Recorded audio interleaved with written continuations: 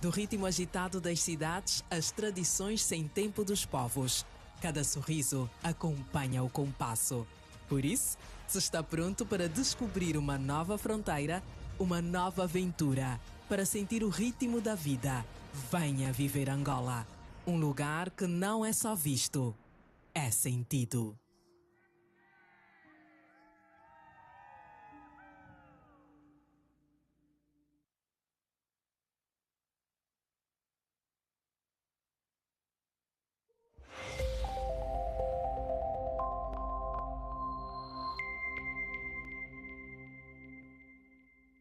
A new chapter of opportunity is rising in Africa, where investment meets innovation, where vision becomes reality. Join global leaders, investors, policymakers, and industry pioneers at the Global Tourism Forum Investment Summit, Angola. Discover one of Africa's most promising frontiers for tourism and investment. GTF Angola Investment Summit, June 17th to 19, Luanda. The future starts here.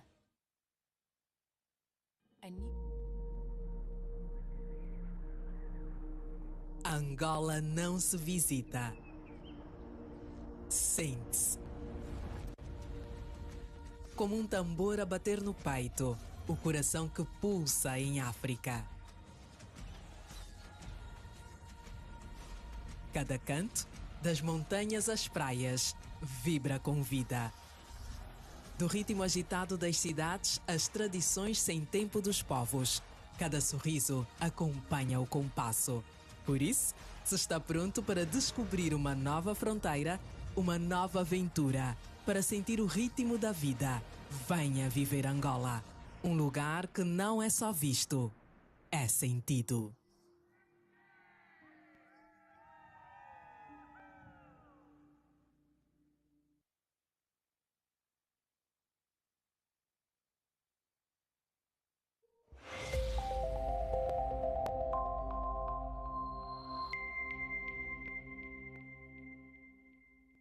A new chapter of opportunity is rising in Africa, where investment meets innovation, where vision becomes reality. Join global leaders, investors, policymakers, and industry pioneers at the Global Tourism Forum Investment Summit, Angola. Discover one of Africa's most promising frontiers for tourism and investment. GTF Angola Investment Summit, June 17th to 19, Luanda. The future starts here.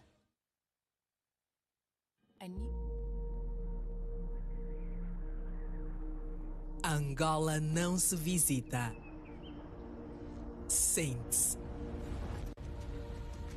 Como um tambor a bater no peito, o coração que pulsa em África. Cada canto, das montanhas às praias, vibra com vida. Do ritmo agitado das cidades às tradições sem tempo dos povos, cada sorriso acompanha o compasso. Por isso, se está pronto para descobrir uma nova fronteira, uma nova aventura, para sentir o ritmo da vida, venha viver Angola. Um lugar que não é só visto, é sentido.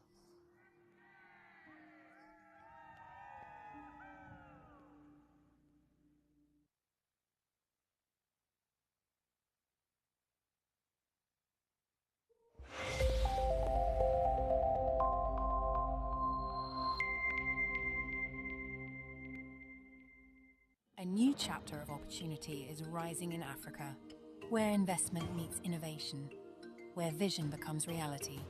Join global leaders, investors, policymakers, and industry pioneers at the Global Tourism Forum Investment Summit, Angola. Discover one of Africa's most promising frontiers for tourism and investment. GTF Angola Investment Summit, June 17th to 19, Luanda. The future starts here. 1, 2, 3, 1, 2, 3. Ladies and gentlemen, please return to the conference hall. We will start shortly. And we do apologize for being a little bit late, but we'll catch up on time. But I do want to ask you all to come inside as we are starting with the panels and the rest of the program. Thank you.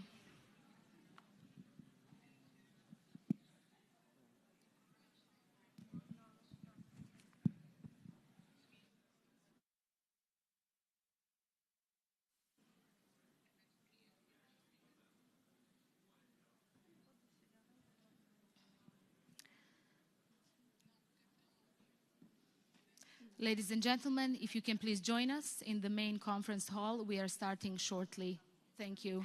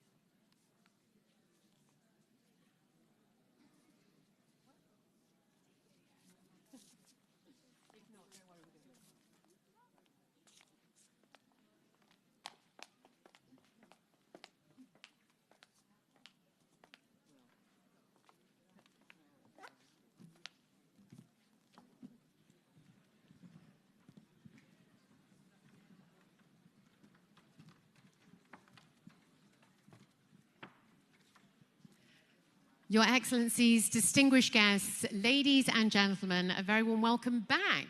And yes, what an incredible morning we've had so far, where we've heard how Angola is very much positioning itself as one of Africa's most compelling investment and tourism destinations. Supported, of course, by strong leadership, economic diversification plans, and commitment to sustainable development. As a very quick introduction, my name is Laura Buckwell. I'm an international event MC and broadcast. And I'm Nafisa Latic, international presenter and a broadcaster as well. Good to be with all of you here in Luanda. Laura and me will be your masters of ceremony in the rest of the day and tomorrow. As she mentioned, quite an exciting morning. We've heard so many things. We've learned a lot, those of us who are here for the first time. I do want to mention one more highlight that I picked up, Laura, this morning. It was this growing importance of international partnerships and the key agreements that will help accelerate the growth across the sector. I'll leave you to Laura now with her panelists, and I'll come back later a little bit with my own panel, but I hope you enjoy the rest of your day. Thank you. Thank you so much, Nafisa. Yes, we'll be seeing Nafisa a little bit later on with some more discussions, but in the meantime, let's get started with our first session. So, ladies and gentlemen, the future of African tourism will be shaped by the ability to attract investment, develop world-class hospitality assets, and build destinations that meet the evolving traveller expectations. So our next dialogue today brings together investors and industry leaders together to discuss where exactly those opportunities lie and what exactly is required to unlock growth. So to set the scene for us, before we move into our panel, let's give a very warm welcome to Roland Yamiogo, who is the country manager for Angola International Finance Corporation of the World Bank Group. A very warm welcome.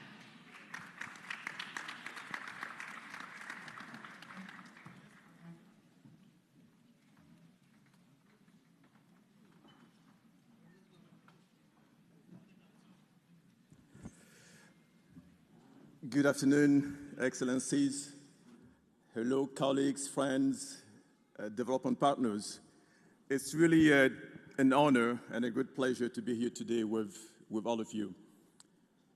So my colleagues actually wrote a beautiful speech, which they instructed me to read.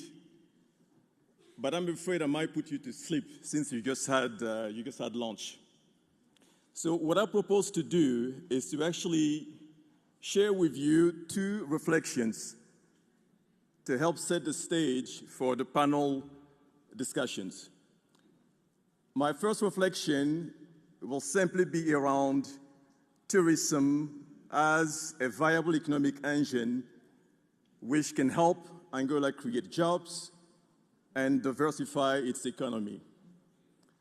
And for my second reflection, I propose to talk about the fundamental blocks for a successful tourism sector. So on my first point, let me just start with a very simple premise. the tourism sector creates more jobs for each dollar invested than almost any other sector in the economy. Tourism creates more jobs per unit of capital investment than almost any other sector in the economy.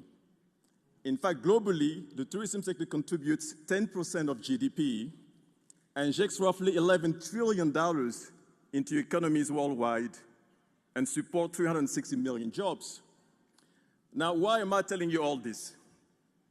Well, we believe at the World Bank Group that the single most pressing development challenge facing all of us today is the need to create more and better jobs for our people, young people, for women, and the need to improve the living conditions of our people. This is what keeps government up at night. And frankly, when you just look at the statistics, we are on a very dire trajectory.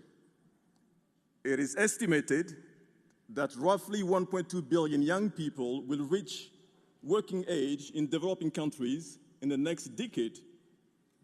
Out of the 1.2 billion people, roughly 700 million will be actively looking for work. The problem is that during that same period, only 420 million jobs are expected to be created. Hence, you have a gap of almost 300 million jobs, which, if unaddressed, could destabilize economies, could fuel illegal immigration, and frankly, could set us back from our quest to fight poverty. By the way, in Africa, I believe that number is 12 million people looking for work every year against just 3 million jobs created. And in Angola, if my numbers are right, it's 600,000 people looking for work with only 300,000 jobs created. By the way, this is not just about a job and an income, right? It's much more than that. It's about dignity, it's about hope. It's about giving our young people a sense of self, a real chance at escaping poverty. Now, who creates jobs? We know it's the private sector. It's family-owned businesses, it's small, medium enterprises, it's large corporations. We also know that private capital flows only where the right conditions exist, and there is a clear probability of return. So this takes me to my second reflection, whereby I want to talk about the building blocks for creating jobs, which I also believe that are the building blocks for a successful tourism sector. So the first block is having foundational infrastructure. You need airports, so the new international airport is critical. You need energy, you need water, you need digital connectivity. You need last-mile roads, but you also need soft infrastructure. You need the skills to ensure that our young people are equipped adequately to fill the jobs of tomorrow. And you need good health care for a healthier population and for when people do come to visit. The second pillar has to do with the enabling business environment.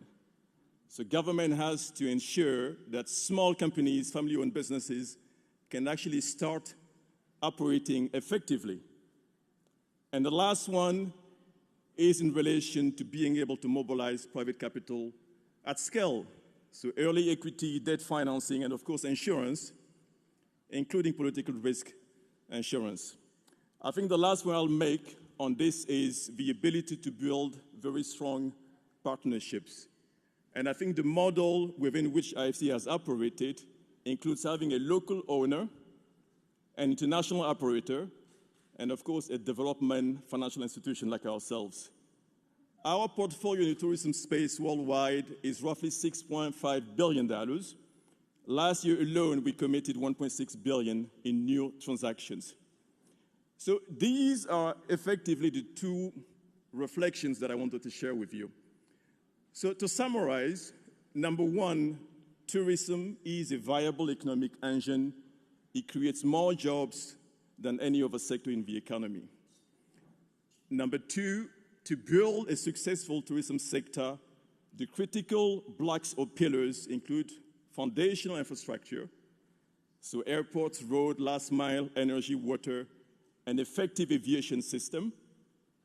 Lastly, you have to be able to mobilize private capital at scale, equity, debt, insurance, and of course, the partnerships that we just talked about.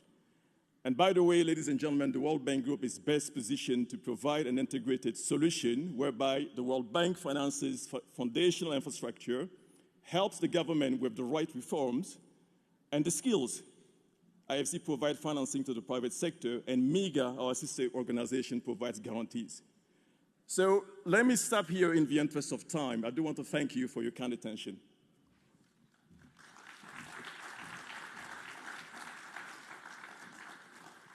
Yes, a huge thank you to Roland Yamiego for setting the scene so brilliantly, in fact, for our next panel discussion and to talk about shaping the future of tourism investment and sustainable capital infrastructure and global partnerships. I'm absolutely delighted to welcome them here today. First and foremost, please give a very warm welcome to Istvan Wahei, who is a member of European Parliament from 2014 to 2024 and former tourism minister for Hungary, who is our first panelist. A very warm welcome. We're also delighted to be joined by Olivier Granet, who is the managing partner and co-chief executive officer at Casada Capital Management. A very warm welcome. And yes, rounding out our panel really nicely here today, please give a very warm welcome to Randy Durband, who is the CEO of the Global Sustainable Tourism Council. Welcome. Thank you so much for joining us. Please do take a seat. Wonderful to have you all here. And yes, what an incredible lineup for our next session. So yes, very kindly, Roland set the scene quite brilliantly for us to sort of glide into this. Olivia, I wanted to start off with you, if I may, because I wanted to take a look at the investment landscape here in Africa as a whole, and maybe your thoughts as well as, you know, some of the early stage tourism investment sort of opportunities there are here in Angola, because obviously we're very much at that early stage right now. So what opportunities are there? Good afternoon. Thank you very much for giving me the opportunity to bring the investor perspective. Thank you for the Global Tourism Forum and Your Excellency for your kind invitation. I was here last time 10 years ago. What a change in the country. That's quite impressive. So if we try to have a global look on the market in Africa, well, first of all, the reality is that the market is still underdeveloped. So if you compare Africa with other continents, it's a ratio of 1 to 5 versus other emerging markets, and 1 to 10 in terms of number of hotel rooms for 1,000 inhabitants.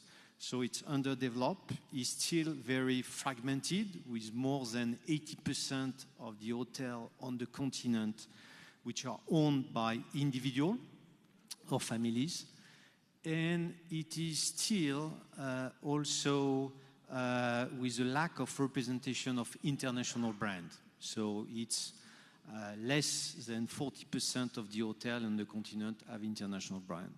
So in a nutshell, that's a lot of opportunities. And opportunities in terms of market, you see today the best performing market are the market where you have the leisure and international tourism exposure, and that's South Africa. There was Minister Patricia de Lille. This is Tanzania, this is Morocco, so Mauritius, so you see markets that are very performing. You have some key cities also in terms of domestic market and international working very well. And you have new destination, and that's why we are here. And what I'm listening since this morning is very convincing about the new opportunity and the fact that Angola is on the right track. Because in order to make a successful destination, it's not only a question of demand in terms of tourism, this is also creating an ecosystem which is supportive for the investment, where investors have visibility investors have confidence in the macroeconomy in the country, so they can reinvest, they can have a sustainable profitability, they can repatriate capital, find liquidity in the market, and reinvest. And that's what is needed, and this is where public and private investors have to work together. Thank you so much. Thank you so much. And yes, as the WTT said, I mean, in order for investment to flow, I mean, she said there was a list of like sort of 7 bullet points, wasn't there, in terms of legal certainty, a one-stop shop for investments, tourism strategy, incentives, and things like that. So really interesting. Thank you for setting us up so nicely for our conversation. István, let's move on to you now. You've got 20 years of experience under your belt in all of this, of course, as the former Minister of Tourism for Hungary and Tourism for the European Parliament as well. So how do you think destinations can very much strengthen their position when it comes to global investment, and how to sort of compete more effectively within the landscape? First of all, thank you so much for having me answering to your question. If you have a nice destination, then first of all, you need a good minister like Marcio to make decisions. After that, you have to find globally the best tourist branding PR marketing agency like the Kleber. Hannah, Julie are here. You could listening Julie's presentation. It's amazing what they did the previous years, and I hope they can follow it. And after that, you need Bulut and the World Tourist Forum Institute, the Global Tourist Forum. I'm the vice president there, to collect many, many global leaders, players, investors, global associations, stakeholders like the GSTC or the Global Humane Society. So this is the way, and I think Angola, and I have to tell you, sorry, I learned Angola, not Angola, Angola. So I had to learn that this beautiful country, and this is my first time here.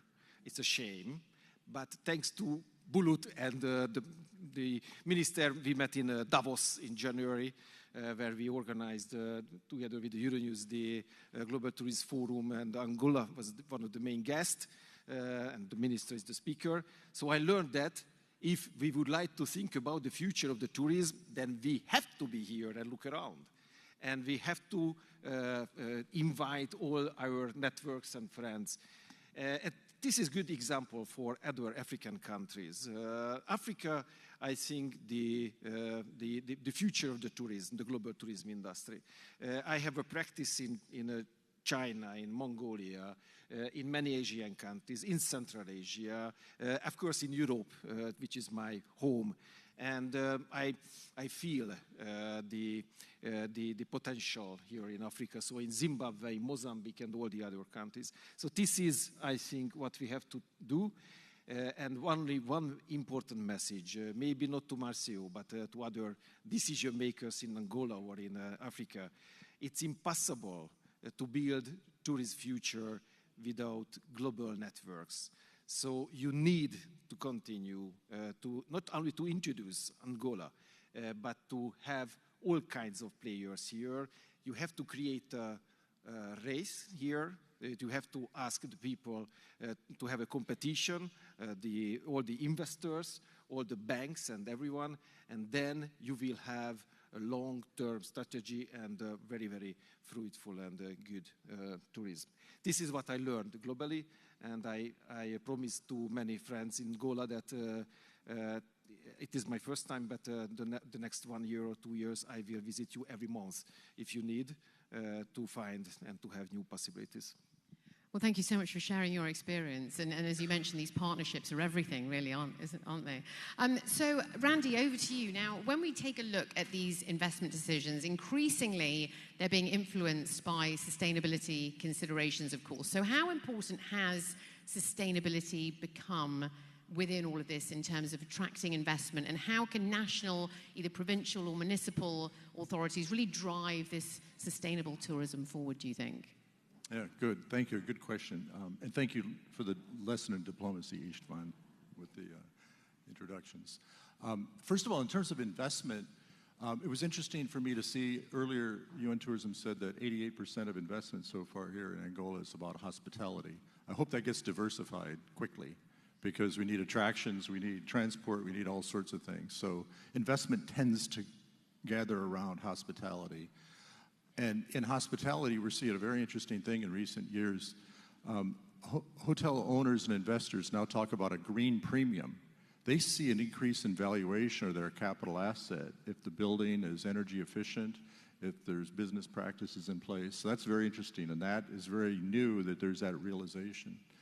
In terms of what governments can do at the provincial level, national level, and so forth, we have a great deal of experience in this because if you're not familiar with us, GSTC is the Global Sustainable Tourism Council. We were created by UN Tourism and UN Environment in 2007 to create and manage global standards. So we take the SDGs, UN definition is foundational, and nobody comes close to us in the world for an inclusive process of managing those standards. So our standards are absolutely considered global. We're operating in more than 50 countries. You may not have heard about us. We don't do really a lot of outreach, but more and more national and subnational governments are finding us. And what we find effective for them is that they know they want to be sustainable, but let's face it, travel and tourism has not had a long history of being strong on development and management. Throughout the history of tourism, government thought its job was just to promote. The very idea of managing and developing is really quite new. And I would say to our friends here in Angola in your early stages of your development, be very careful what models you follow because many are just not very mature. And what we see in sustainability is that consider the complexity as a government is looking at sustainability. You have one set of challenges and therefore solutions for hospitality, another for transport, another for attractions, another for MICE, another for how you manage destinations in the public sector. My God, these are several industries. We can't look at them as some simple entity. We have to embrace the complexity, and we have to look at all those subsectors and with their own challenges. And where we're seeing success is a very systematic approach. And we're not doing very well as a planet in the green transition in general, but in travel and tourism, I would say there's three pieces that are essential for a systematic approach. You really have to get the language you're talking about through standards to have a common language. Measurement and reporting are not very good. We don't have many open source tools. We don't have the skill set to really measure because we hire people for experience and service, right? Not Excel spreadsheets and analysis. So there's a whole skill set that the whole world needs to get better at. But just think about the poor state of measurement and reporting. First of all, we don't have tools. And then if you ask the question in different ways every time, you get different answers. A major hotel group told me several years ago, she said, we struggle with holistic sustainability. On carbon alone, we measure and report to the EU one way, to the United States government another way, to our shareholders another way. The industry just isn't even doing well in hospitality and carbon, much less the broader scope. So we have to get at, your strategy has to include what's the language, what standard are we going to use, how are we going to measure, report, and then what kind of verification system. So all of those are not all that well mature, and there's a lot of different levels of quality. So you really need to get on top of that, and that's increasingly where we see success at a provincial or national level is a systematic approach that's really looking coldly at those and finding their own path. Thanks so much. Olivier, I wanted to bring it back to you in terms of some of the challenges that are experienced essentially in terms of, investment still doesn't necessarily flow at the scale that destinations sort of want them to. So what would you say are the biggest barriers for hospitality investment to really accelerate across Africa, do you think? Yeah, that's really the key point, which is how we can convert the ideas, the ambition, the marketing and strategic plan into something that can be executed. And the number of projects announced, if you look at the reality of what is really happening, there is unfortunately today a gap. So how we can work on that? I'm here as the leader of investment platform, Casada, who have been the most active in the market on the last 5 years, investing in 20 hotels in 8 different countries. But in order to answer the question, I also took the initiative to launch a platform which is called Africa Hospitality Investor Council in order to group together a number of investors from Morocco to South Africa, from West to East Africa, and to have a credible voice and to work on the topics and to work with the government and to have a constructive dialogue. As in fact we have 4 key pillars. So this is about how we create the right regulatory framework for the transparency, how we have the alignment of interest between private sector and different nations or at regional level to answer on how and where to invest. And this is your point about the critical size, which is how we create coherence in the market, because investing in Africa and looking at the potential of Africa cannot be only on 54 different jurisdictions and different environments. So we need to bring the scale in order to make it easier and more investable for the different for the global investor. Many of those barriers very much require action from both governments and the private sector. So what sort of policy reforms or investment incentives or PPPs have you seen? What type of PPPs and investments have you seen that make the greatest impact, do you think, to really unlock international capital? We don't have enough time, but I would like to mention one very important new project, relatively new project. This is the European Union Global Gateway Program. You know, some years ago, Ursula von der Leyen announced this program, and for the African countries, but also for the Central Asian countries, it is available. And we have some professionals now from Europe together with us here. I invited them because we really would like to push the European Commission to allocate budget for tourism-related programs, investments in Africa. But it means the European Union, which has the budget from the European budget, needs European partners, investors, for example, of course, African governmental support, and I hope they have African private sector interests. It means it's very difficult because 4 different interests, but financed by the European Union, which is, I think, very good message for the European other investors. Because if the European Commission gives money to do something here, not one hotel, but one infrastructure project, then all the investors and private funds will follow this sign. So this is very important. With Virginia, the last years, we had many consultations in Brussels with the European Commission, and we tried to tell them, come on, of course, the energy and everything is very important, but please put the tourism industrial interests into the Global Gateway Program. So we are working on that. Please, in any other countries, like in Zimbabwe, for example, we have to work on that because it is available for also for you. This is one message, and one sentence about one important thing, because in 2008-9, we had a global big economic crisis. I think you remember. After that, some years later, we had the COVID, which was a really big crisis for the tourism industry. And we don't know what will happen. That's why, globally, we need one global tourist pact. We need the global players, the biggest countries, the UN tourism, and all the other players, to have one crisis mechanism when, if we have problems, then we immediately can help. For example, that small Angolan's family who has only one things to do and earn money. It is from the tourism. And if we don't have tourists, they will suffer. But globally we need one crisis management mechanism. And if we can create this, then the private investors will be happy to invest.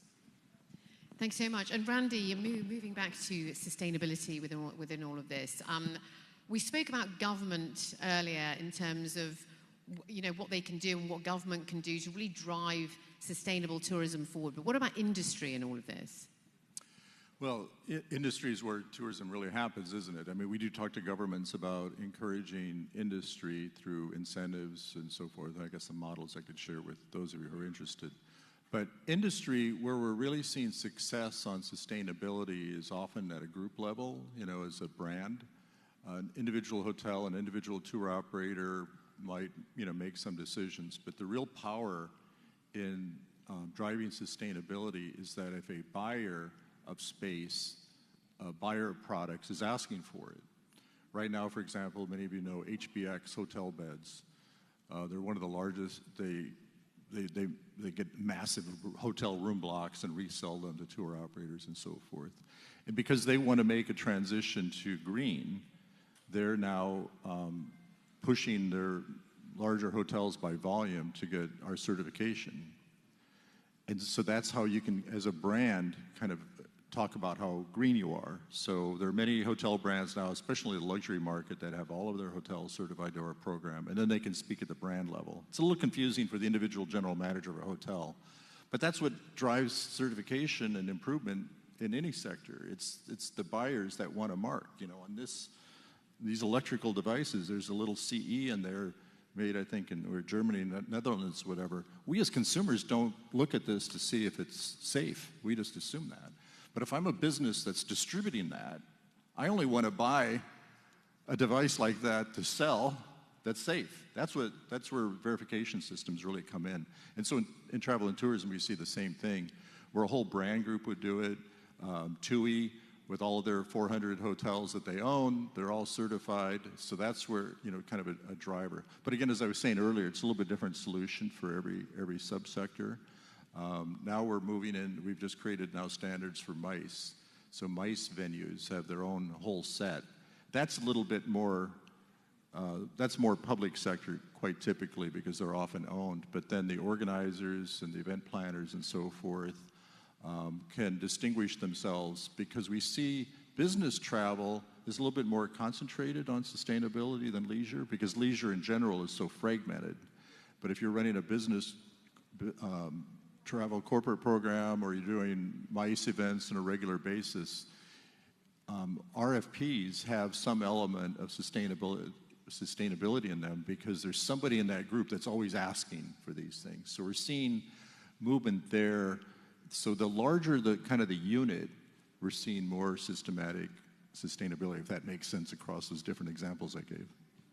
Sadly, we are running out of time. So I just wonder whether you'd maybe like to leave our audience with like a final key takeaway. What would you like our audience to sort of remember from the conversation, especially when it comes to shaping the future of tourism investment and sustainable capital infrastructure, as well as these global partnerships as well? What is your key message? Well, we are today in Angola, in Luanda, and I believe that what is happening here is really a new business case in the industry. I strongly believe that what we have learned since this morning about the vision, and this is how you combine a vision at the right level with the presence and the support of the president, with the minister, Marcelo, so active and creating environment. When you combine this with a macroeconomic environment which is supportive and the work done by UN Tourism with the framework and how you can sustain investment, and when you combine this with a country of natural wonders, then you have the recipe for a great success. And here you look at, when we discuss in Europe about over-tourism or about unions and jobs, here you see what is the potential for discovery and with a positive impact on the economy. Thank you so much. Özvan. I have a very simple answer, but the meaning of this answer is very difficult. The tourism is the industry of the peace. and the stability. I invited the biggest Asian tourist destination management company to stay with us here. They have never had groups to Angola. And when I told it to the owner, who is a Chinese gentleman, this is the High Seas group, and I invited him, he told me and asked me, is it safe? Because if any minimal, small news are in the Chinese media about the region, about terrorists, about war, about any problems, immediately they can lose 100, 200 groups, which is terrible. So that's why I have to repeat, and I'm from Hungary, neighbor of Ukraine. I know the situation, of course, very well.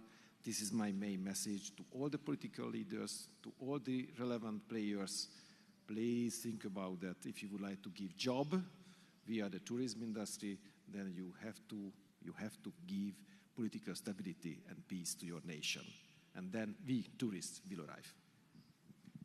Thank you so much. Very well said. Randy, your final words of wisdom for us. I would like tourism officials to remember from what my presence here is, think the word systematic.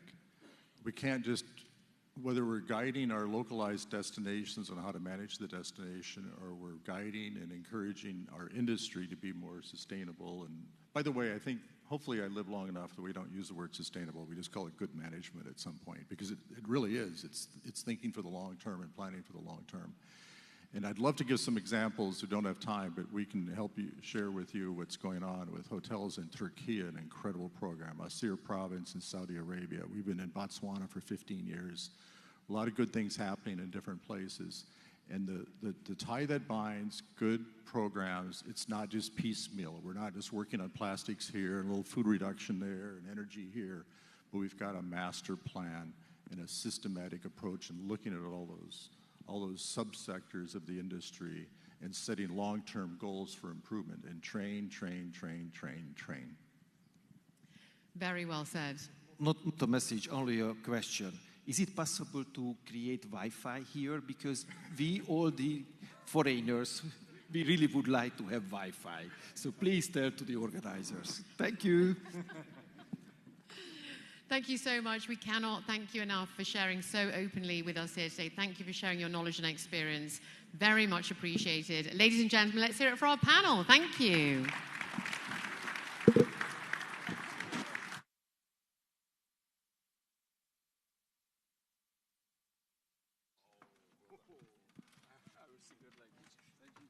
Thank you so much. Wonderful discussion there. Right, we now move on directly to our next session. And global hotel brands are increasingly turning their attention to emerging markets. So in our next conversation, I'm absolutely delighted to be joined by leading hospitality executives who are here to discuss expansion strategies, the market opportunities, and the factors influencing investment decisions today. So first and foremost, please give a very warm welcome to Esteban Lozada, Managing Director of Development for the Northwest, West, and South Africa at Hilton Hotels. Welcome.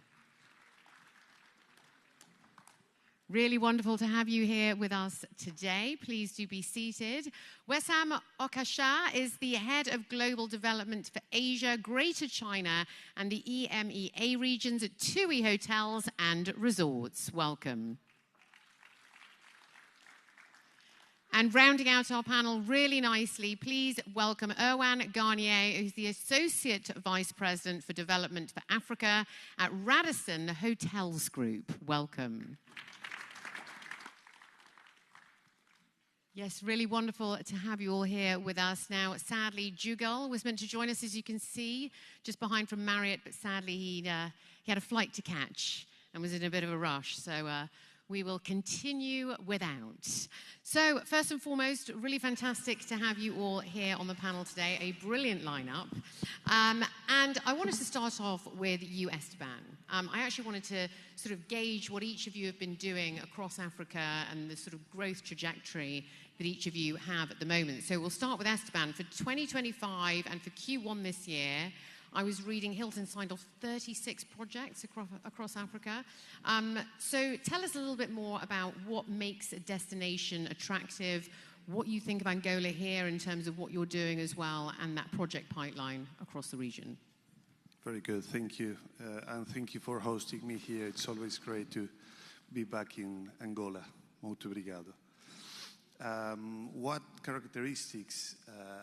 Well, the basics are to look into the demand generators of the country, to look into whether there is business tourism ongoing, whether there is a leisure demand ongoing.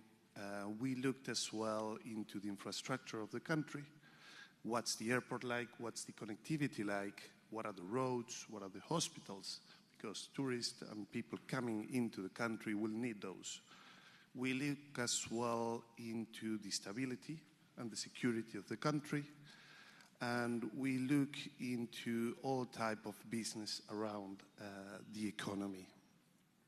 If you look into Angola nowadays, with the brand new airport where I landed yesterday, but I've been here a couple of times on the past 12 months, you see that this is a world-class airport. So that's already just a good start. When we talk about stability, we all know the second mandate of His Excellency that we met this morning, and the work that has been doing by His Excellency Ministry Marcio with the visas, so that all that policy that the state has been doing in order to grow the tourism are very important. So the demand generators, what can we say? There is a big corporate and business environment, ecosystem here in Luanda. If you go to Cabinda, oil and gas, but also regarding natural resources.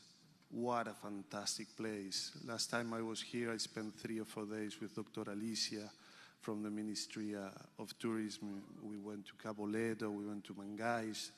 It was a paradise. We were saying, wow, o paraíso. So we had a fantastic time.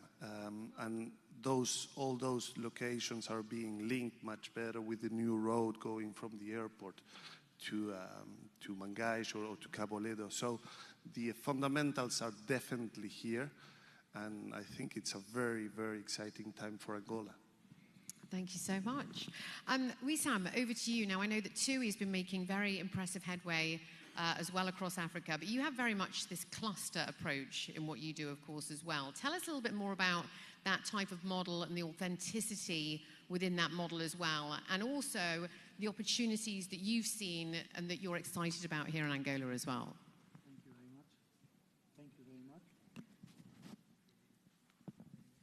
Thank you very much for this question. Thank you for having me here. At TUI Hotels and Resorts has been successfully integrating in the destination different products in a cluster which make that operational and commercial venue very efficient, but also it helped a lot to integrate the community on a greater scale. This is something which we have been doing, for example, in Sal, very successful, where we started about 20 years ago with the first hotel, 590 rooms. Today we own and run over 6,500 rooms and have additional 5,000 rooms for different hotel brands. That means we do about 85% of the total tourism in the country.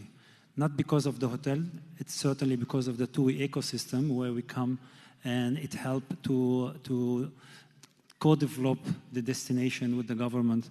This is exactly what we see here as a potential in Angola with a strong team of His Excellency the Minister of Tourism, and also seeing the determination of really bringing tourism and hospitality, sustainable tourism and hospitality into the country as an additional revenue generator and also an additional driver for the local economy. And we are very delighted to help about it. We have exactly the same what my colleague is saying. We had yesterday a fantastic tour. We saw exactly the same destination which he's saying. And in our ecosystem, this is a perfect environment for us where we can start putting different experiences and we sell it on the different source markets with one price and they can tour around now in the country for golf, for leisure, for nature, like the Kalandula waterfall. In some other destination in West Africa, we do 4 countries with 4 different culture and experiences, all with one price. Thank you so much. Erwan, over to you. Radisson, of course, has built an incredibly active hotel group, expanding across Africa in recent years as well. Give us an overview of exactly what you've been doing across Africa. Why exactly Angola is an exciting market for you? Because I know that you've been here back and forth over the last sort of 10 years as well. So how has it developed in your mind? Thank you. Muito obrigado. Angola is part of the expansion strategy of Radisson for a long time, and we're present in Africa in 35 countries. I've been myself coming to Angola for the past 10 years. So Angola is no doubt full of potential, and we can see the change into the infrastructure, starting with obviously the new airport that opened 2 years ago, but we can also see the mandate from the government pushing for placing tourism into a centerpiece of Angolan economy. Obviously, as an operator, our work is to open hotels and to manage hotels. So we look at the market dynamics. We look obviously at the macroeconomy and the infrastructure and all the fundamental information. But obviously one of the key elements that we see in Angola, we look at Luanda's entry point, and we see that there is only one international brand currently present in the market, where you have more than 10 million people living in the city, 1/3 of the entire population. So obviously it's a massive opportunity for hotel operators, and the opportunity comes with challenges, because obviously it's not because there is not a lack of demand, it's because there is a challenges that comes with opening a hotel in Angola, which is mainly related to the funding most of the time. And we're actually going to go into those challenges a little bit later on. But in the meantime, Esteban, I wanted to talk a little bit about some of the qualities you look for when it comes to local investors and development partners when considering a new project. What is the sort of rundown? What do you need to have in place? Great question, thank you. And it's very important, because one thing is to sit down and sign a contract. Another thing, very different, is to open and to materialize that signing. So when considering a hotel project, the first thing that we do is to understand the vision of the investor, our potential partner, and to see whether that aligns with the reality of the market, of the country. And if it does, well, we have a span of brands from luxury to mid-scale to allocate in different segments and locations.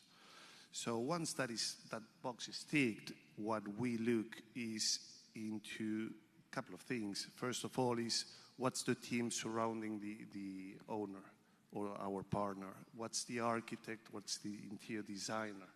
Have they done a market study? Is the partner owning the line? Is it under negotiation? Is it funded? Do the equity and the debt are both in place? How difficult it is to get that? And those things are very important in order to make from a signing to a real deal. Nowadays, we have more than 8,000 keys in Africa as an active pipeline. So we have a number of hotels, 117 hotels under development, but a large part of those are already under construction. I think that is key. In order to do that, you need to focus at the very early stage. And what we are doing is to supporting those owners with our teams, either whether that's in Accra, in Nairobi, in North Africa, or in South Africa, where we have offices, helping them getting well-surrounding teams. So helping them, introducing them to whether those are financial partners or whether those are architects or interior designers, project directors, engineers, you name it. We facilitate those things in order to make things happen in a more accurate way. Perfect. Erwan, I just wanted to go back to you for a moment before I go over to Wissam for his final question. We spoke about some of these challenges. We didn't really go into too much detail, but I was wondering whether you might be able to tell us some of the most common challenges that brands face when they do enter new and emerging markets. Well, what have you found yourself as well, and what's the best way around them, really? You know, it's full of challenges, but it also means it's full of opportunities. To start with, Radisson has about roughly 100 hotels in Africa. 80% of our owners are first-time owners. Hotel owner. They don't know the business. They come from another field of business and decide to diversify. This, compared to other mature markets, is very different because you need to educate the owner from day one in all aspects of what is a hotel development. Outside of being with an hotel operator, just the concept of what is a hotel development, because hotel development is very different from just developing a residential business. So that's starting by being an opportunity of educating your hotel owner, and then you're entering into a market that obviously has its own challenges in terms of political stability, depending on the market, or currency devaluation.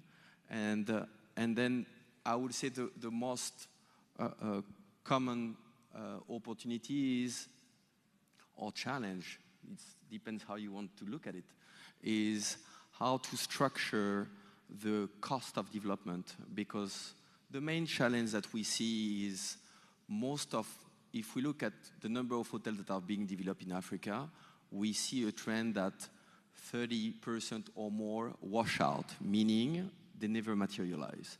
And when you look backward in time, you understand that the fundamental project was not assessed properly. So I echo what was saying Esteban about the feasibility of the project, understanding the vision, understanding the market opportunity. Then you're going into assessing who is going to be your professional team, because a professional team that already has an experience into the market is obviously going to have a train forward, because developing a hotel in Angola and developing a hotel in Morocco is completely different. It's not the same dynamic, it's not the same suppliers, it's not the same market understanding, it's not the same cost of development, and consequently it's not going to be the same structuring of the financing. So it's challenge. Overall, the challenge is that, as Olivier was mentioning earlier, we have 54 countries that have 54 different dynamics.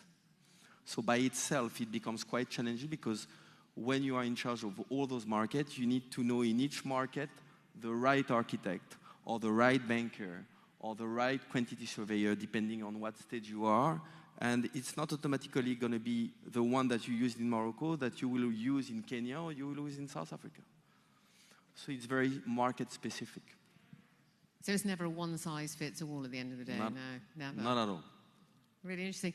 Wissam, over to you. Now, I wanted to talk a little bit more about today's travellers, which, of course, are always looking for more meaningful, authentic experiences. But I think sustainability that we spoke about on the previous panel, of course, as well, is also a big factor in all of this in terms of who they choose to stay with. And I know that TUI is very much looking at that net zero approach by 2050. Is that correct?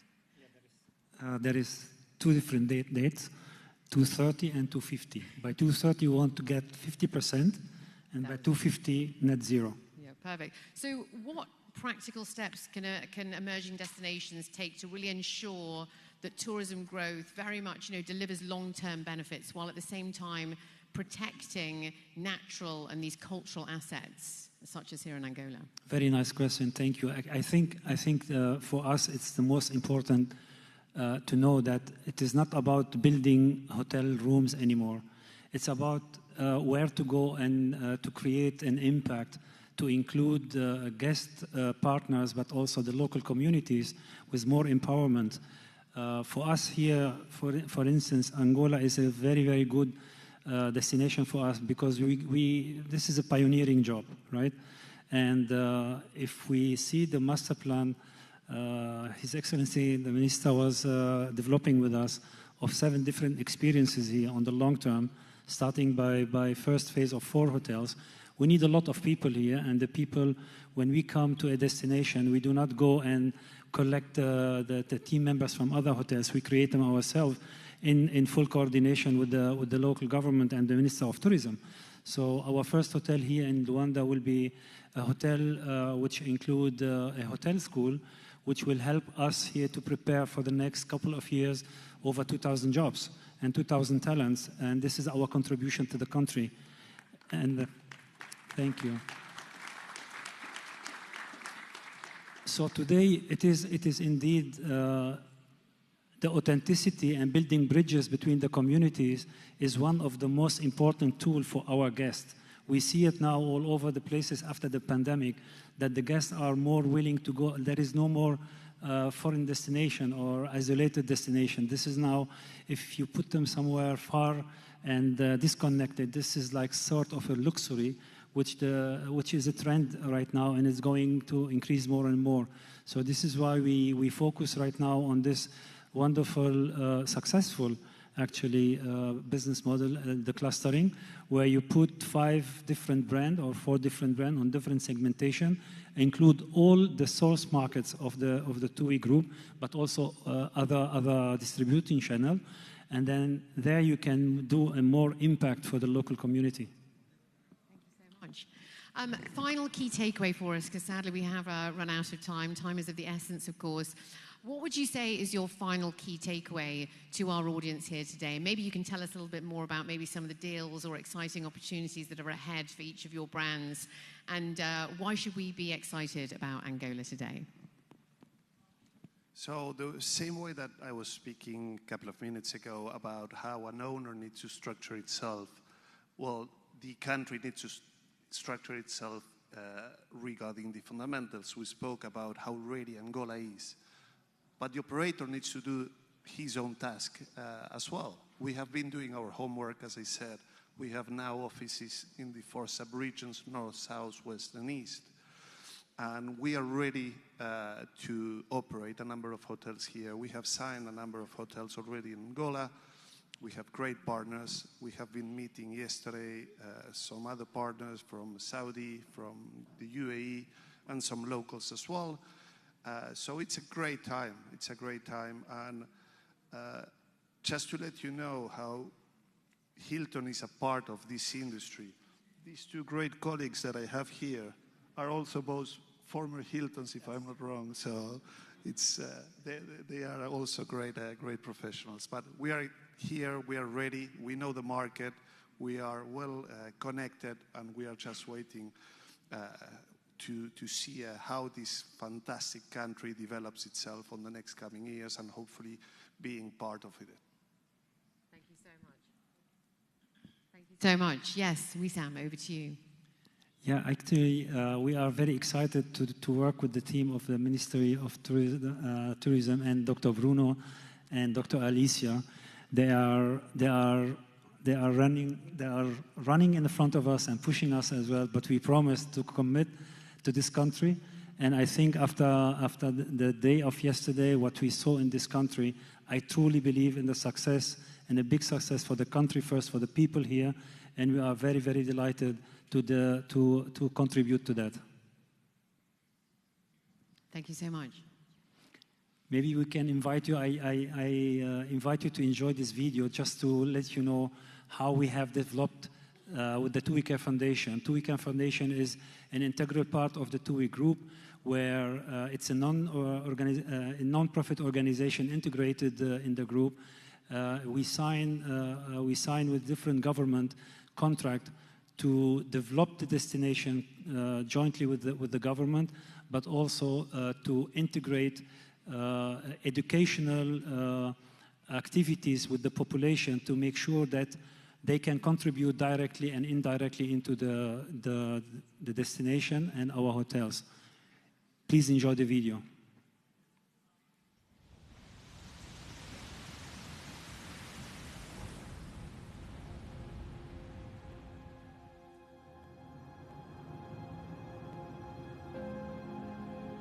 My name is Haulait Heidi. Volani Mabunda.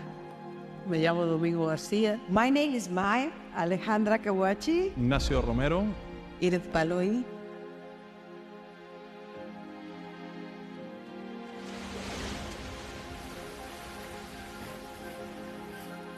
TUI Care Foundation builds on the potential of tourism as a force for good. TUI Care Foundation wants to support destinations and especially the people in the destination to get a better life, and that they also benefit from the tourism industry and from the travelers coming to their countries. With more than 70 projects in over 30 destinations worldwide, the TUI Care Foundation focuses on 4 fields of engagement.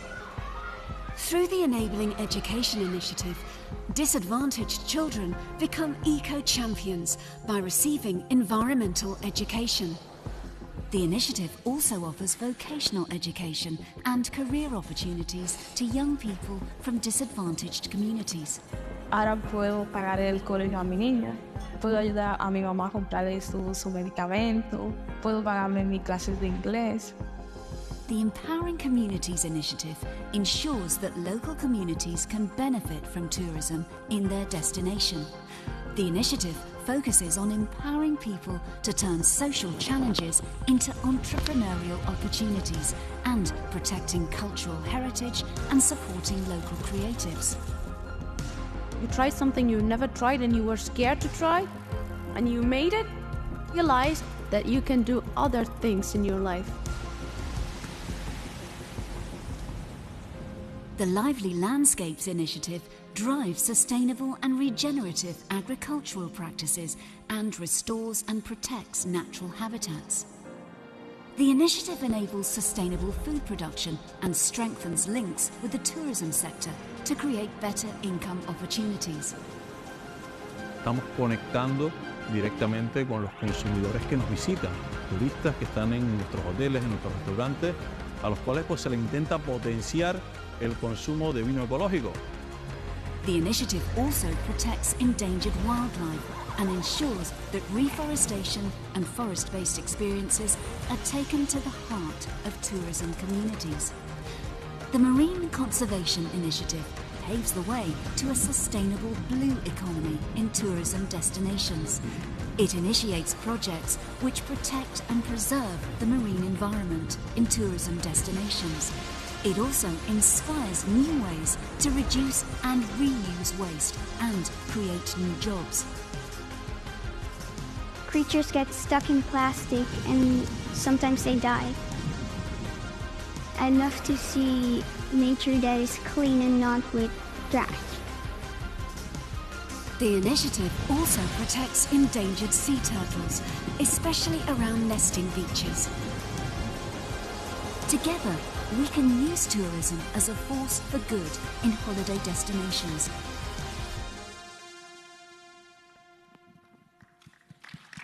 Thank you. Thank you so much for sharing. And now our final remark from Erwan there. Please do tell us your final key takeaway and the highlight and key message you'd like our audience to go away with. I think a lot has been said and shown.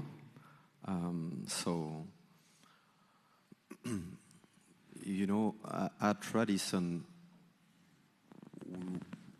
we want to partner with local investors, grow local talents, and have a sustainable strategy on the long term. We've been in Africa for 25 years, and the strategy is very long term. And we believe that with time we'll be able to contribute to the growth and the education of the Angolan people. Muito obrigado pela atenção. Thank you so much. Sadly, that is all we have time for. Excellent panel. We cannot thank you enough for being with us here today. It's been absolutely fantastic. Thank you for your contributions. Ladies and gentlemen, let's hear it for our panel. Thank you.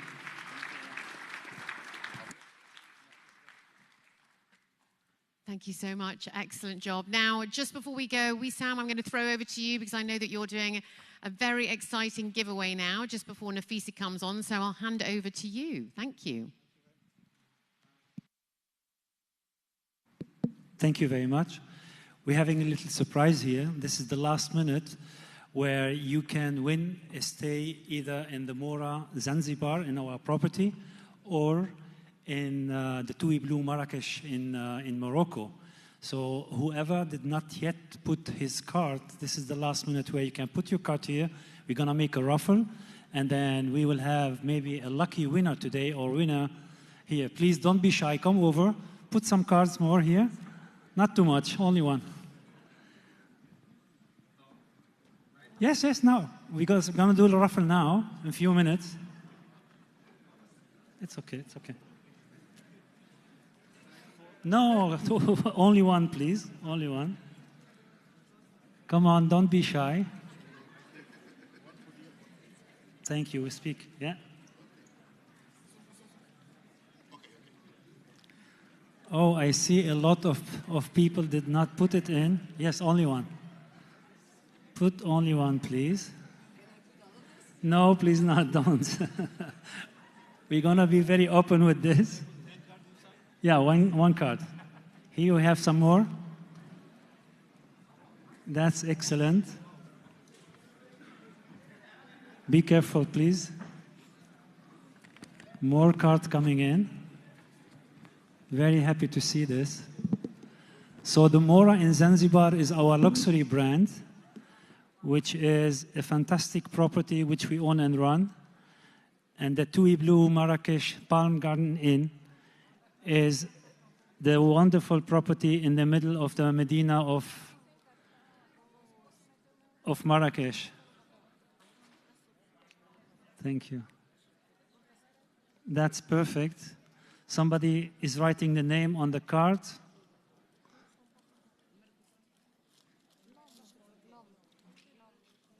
Okay, here we have one more. Thank you. Okay. Thank you very much. Last one. Some more? Okay. Now we need, please, a voluntary person to help me having this raffle. Do you want to come with me? Yeah, come. Please, yes, you, yeah. Why not, if you are voluntarily there?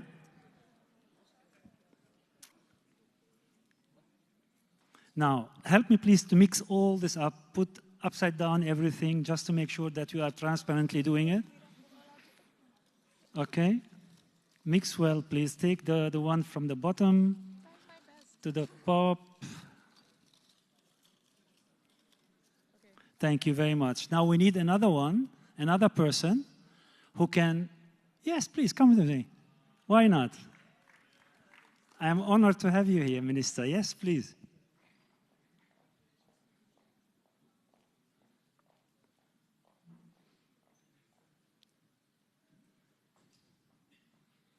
Thank you very much for this lovely support. We're going to mix again, and then we're going to pull out one card for the lucky winner.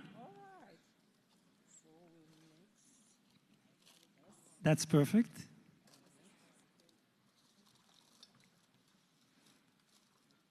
We have a lot of cards today, thanks God. And then you may take one from the bottom. Thank you. And one card, only one card.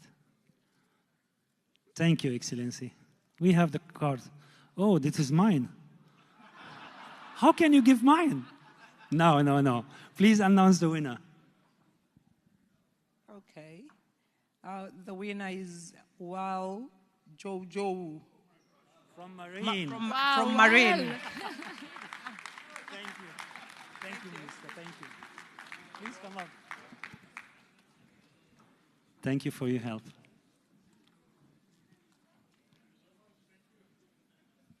So while I'm very happy that you are the first and you are still here, congratulations. Thank you so much. Thank you. Now you have the possibility to choose between Marrakesh, the Tui Blue, or the Mora in Zanzibar? My feeling says Zanzibar. Zanzibar. Zanzibar it is. Let me give you my business card. Yes. You see, I meant to give. Yes, this is my business card. Thank you. Thank you very much. This is a great, please, let's give one round of applause for this. Wissam, this is amazing. Well, have fun.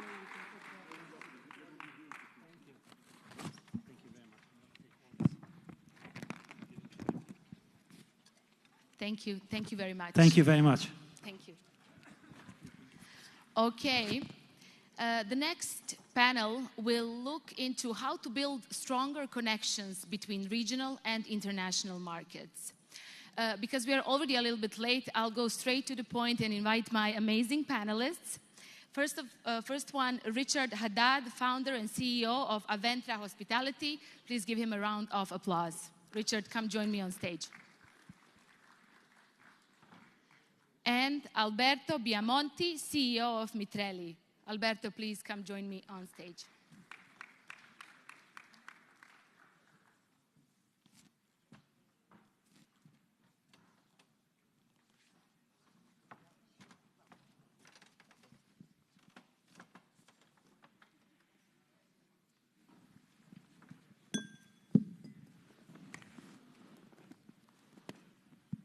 Now, Richard, let me start with you. I know you want to talk hospitality. And there's one question that's been in my head in the last couple of hours, and I really wanted to ask you that. International hotel brands, they often serve as a confidence for many investors. What needs to happen for Angola to attract more these type of investors, and how to proceed with their very ambitious plans when it comes to this? Well, it's both ways. First, thank you for having me here. Number two, excuse me if I'll be repeating some of the information you received today. I've already prepared some answers that might look repetitive. For international brands, it's two ways. They serve the investors and they serve the consumer trust. A new destination needs to have a mix of both. Investors that believe that by adding and bringing an international flag and a knowledgeable operator with the expertise they bring, they add value to the assets, they plug into an international distribution, and they're able as well to serve a consumer trust. Anyone starting a new destination that is not yet popular on the international landscape of tourism would need this trust. When you travel to a new city, you first look at brands that you recognize. You know that you will have an experience that is with a good standard to a great standard, versus later at phase two, the local brands can play at the same field. The second part is related to financials. International brands need to be paid on time in hard currency as well. For them, they look as well that their local developer understands. The local policies support that. We know that in some other countries there are difficulties in that. And when all the elements are and the stakeholders are aligned, we will see more and more international players in the market. Alberto, your area of expertise is infrastructure. We talked a lot about it. How can infrastructure actually promote tourism in Angola? Let me start first with that, and then I'll come to specific points of their plan. Okay, first of all, good afternoon, everyone. Thank you very much for the opportunity to be here. I really believe that infrastructure is a huge pillar to start deploying and scaling tourism in a country. But before going there, I really think that it's something that you have it or not, and you need to bring tourists to Angola and to a country. You need to be sexy and attractiveness to the tourists, right? So before you can have all the infrastructures that you want, but you need to have it in the soul of the country. Professionally, I had the opportunity, this amazing opportunity to be based in Angola for 2 decades, almost 2 decades from now. So it was great being part of this path that Angola is doing. If I recall that time, the tourism in Angola was mainly business tourism, mainly in Luanda. I had the opportunity to travel a lot, professionally and personally speaking, in Angola. I always have the opportunity, when I have the opportunity, I always go with my four-wheel drive car and my fishing rods to the provinces in Angola. It's a country that I really love. As we say locally, Angola cuida muito. So we have it in the soul. And thank you. And really, it's amazing. In Angola, you have it all. You have people, you have culture, and you have landscape and sightseeing that can blow your mind. So the infrastructure is the easiest part. So speaking about the infrastructure, and it's very important, you have different layers of infrastructure.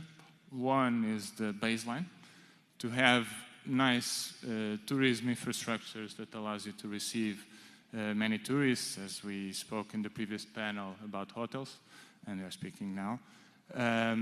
Before that, you need to have the first layer of infrastructures. You need to have health infrastructures to attend people. You need to have energy, you need to have water, you need to have education to promote and develop the teams and the employers that will work in tourist sectors. So I think that Angola is doing it very aggressive and in an impactful way.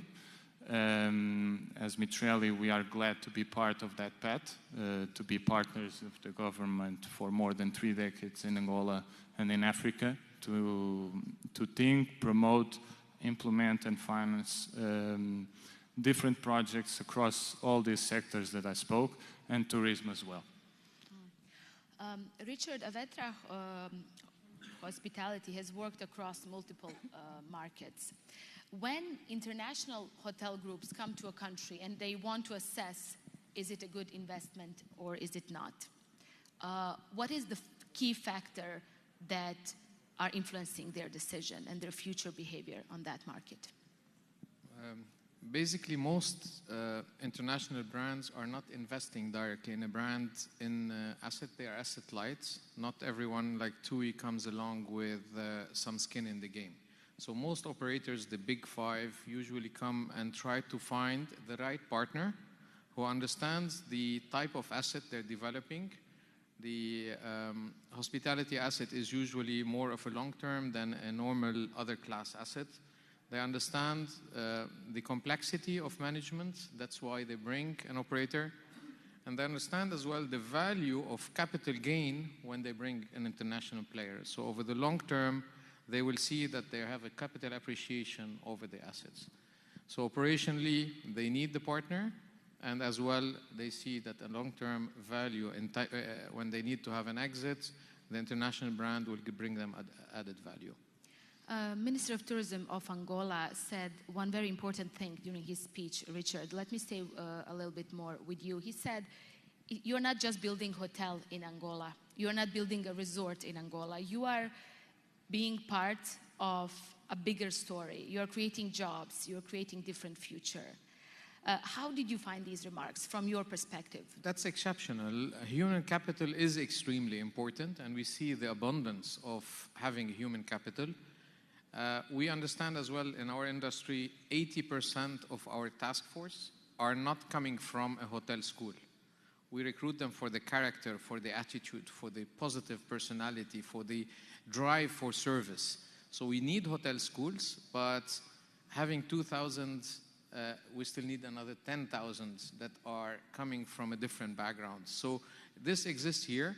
Obviously, there should be as well support from the government to invite in opening of hotels, international task force to elevate setting up the hotels for the first phase and continue the drive with the local task force that exists. But always having international exposure in our industry, it's a global industry, helps as well elevate and interact with the local task force. Alberto, I do want to mention something very important. for all of us here. That's Angola's national plan for tourism. You've been working very closely on that.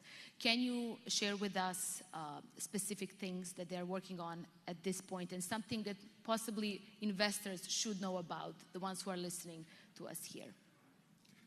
So as I mentioned in my previous answer, I really believe that Angola has it all to develop tourism as a pillar and a strategic sector in the country. Obviously, that if you travel across Angola, you will find that you need to develop connectivity, infrastructures, and if you travel abroad Luanda, not only in Luanda province, then you feel it more. However, I think, and I believe that is a path that the government is doing, and we spoke about it this morning a lot. The Ministry of Tourism has a huge plan to develop. It's Planatur, for instance. Simplifica, I recall that the United Nations representative spoke about it. But if we focus in Planatur, for instance, it's a program that has behind 2.4 billion kwanzas, more or less 3,000 million euros, to invest and to bring new concepts to different sites and locations across the country. And obviously, then you need public and private partnerships to be developed. It's a public plan that is being deployed, and the government is putting a lot of effort on it in order to attract public and private investors to come across the country and to invest in this deployment and bringing the tourism in Angola to a different scale. This is very important, and PPPs, it's the name, so it's important to bring people in order to invest, FDI, be more attractive in the FDI to bring more investors to the country. Thank you for that. Richard, you know, when I got invited to this conference, and I come from Southeastern Europe, I think I've met only one Bosnian in the last couple of days. I was thinking, how easily could I get there? I was really excited about all these tourism things that I wanted to see, to meet people. So how, and to be fair, coming from Istanbul, it wasn't an easy ride. How significant is for Angola, if they want to achieve these ambitious plans, to work on connectivity and maybe even openness when it comes to visas and other issues? For those who don't know much about this part of the world, let's say. Well, I'm positively surprised to see that they started. The progress is there, the plans are there, and obviously the airport that is open is ready for creating a connectivity. It's a start. There is a lot needed to have more flights. I believe in order to create a better positioning, being a hub, you need to have, and the best way is to connect the Americas. It's the first countries that you can create a hub to start landing here and reconnect from 1.2 billion, and that's an amazing opportunity for Angola. So once you become a hub, it creates more and more accessibility and more visibility with the visitors.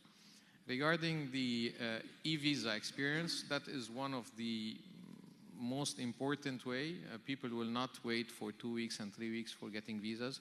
And again, I understand that 90+ nationalities started getting visas on arrival or previously visa, but there is as well work to improve that, to increase accessibility.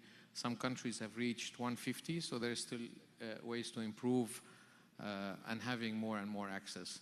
But these are key aspects today in the traveler of today to have that. The last part is connectivity. We've heard the Minister of Hungary mentioning that the Wi-Fi, the roaming, the way that you link, today's traveler has to have a 24 access, and this is extremely important to create that. And these are some of the easy fixes that will help travelers. I have one question for both of you at the end. Now, 20% of world's population is Africa, and only 5% of the world tourism is African.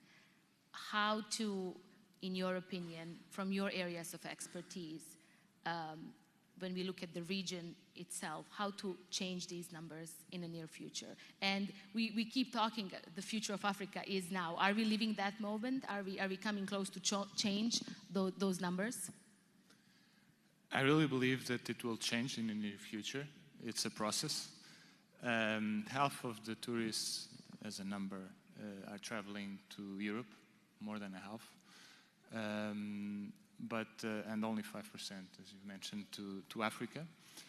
If you have the opportunity to travel beside Angola, we are talking about Botswana, Tanzania, Namibia, South Africa, you can see that you have a lot of places and lovely places to visit. I think that the world is changing, as we heard a lot this morning, people saying the world is changing.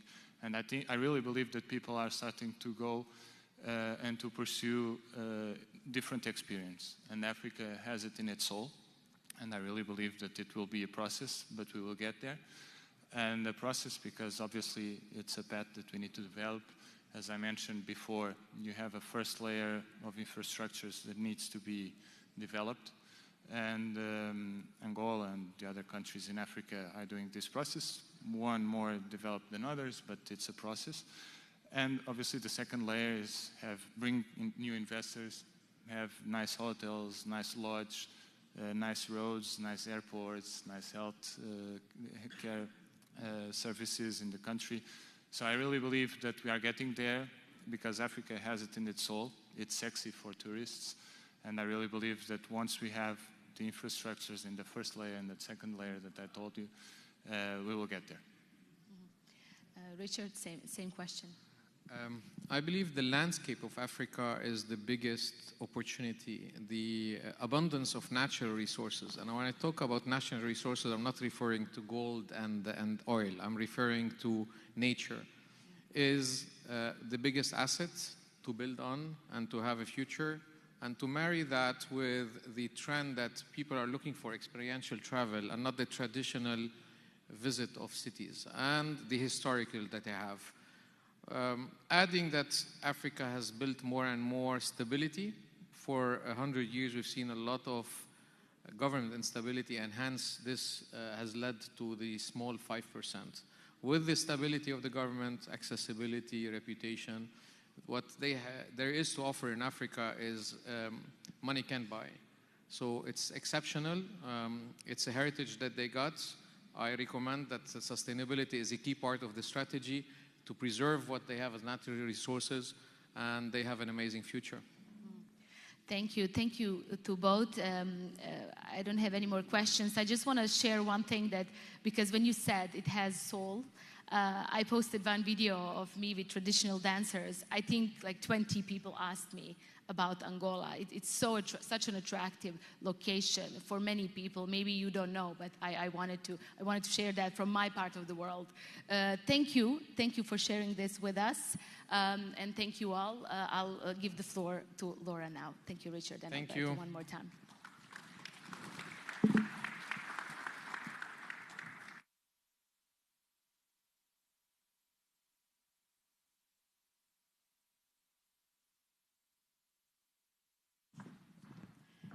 Yes, a huge thank you there to our previous panel and to Nafisa there. Right, transformational tourism projects require more than just vision. They require access to capital and strong partnerships, as we've heard throughout the day. So our next session examines the role of development finance institutions, sovereign funds, commercial banks, and private investors in financing the next generation of tourism and infrastructure projects across Africa.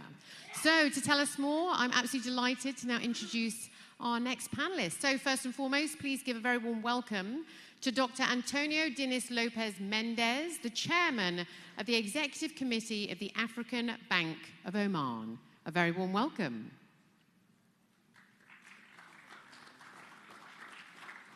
Wonderful to have you here. Thank you so much for joining us. Next, we are so delighted to have Victor Manuel de Faria Cardoso, board member at BAI.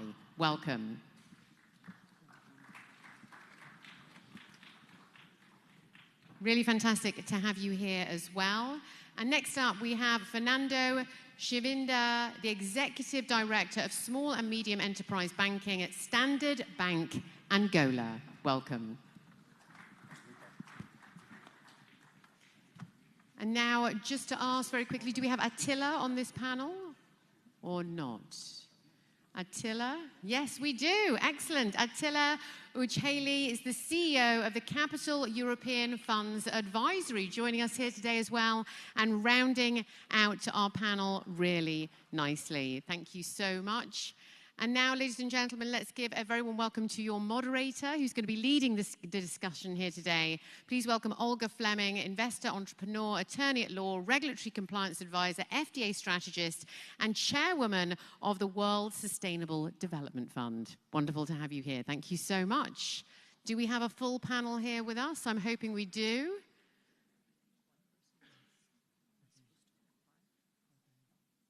Well, hopefully our other panelists might arrive soon. In the meantime, over to you. Thank you so much.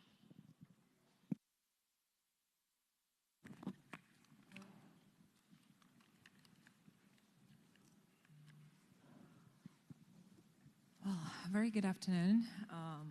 Thank you for joining this very important panel, because nothing happens without financing, and we have here presence of gentlemen who can share their view on how to make Angola not only attractive destination as a tourism sector, but also how financial side can impact making it faster, better, easier, let's say, for other capital markets to enter the market as well. So my first question goes to Victor. I just wanted to mention that Victor is going to answer his questions in Portuguese, so if you want to hear what he has to say, please wear the headset. That will help you a lot. And the first question would be, beyond hotels and resorts, where do you see the greatest untapped investment opportunities in Angola? Muito obrigado, boa tarde a todos. Muito obrigado pela questão, Olga. Portanto, acho que o grande potencial não se resume apenas no turismo de alojamento.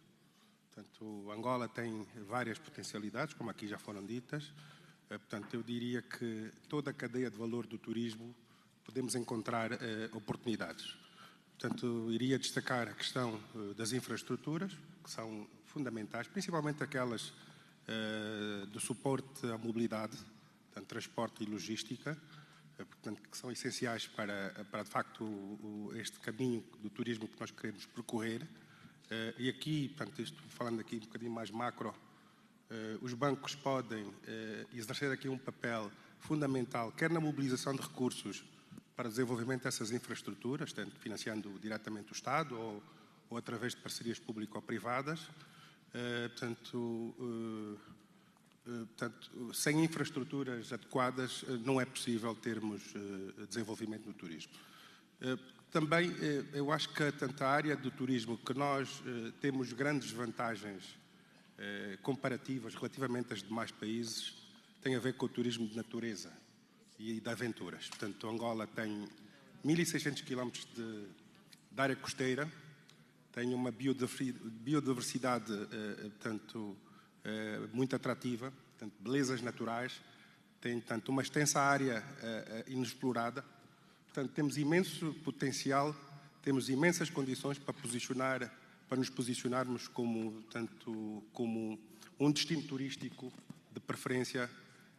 Portanto, e eu acho que é aqui que reside a principal oportunidade do turismo em Angola.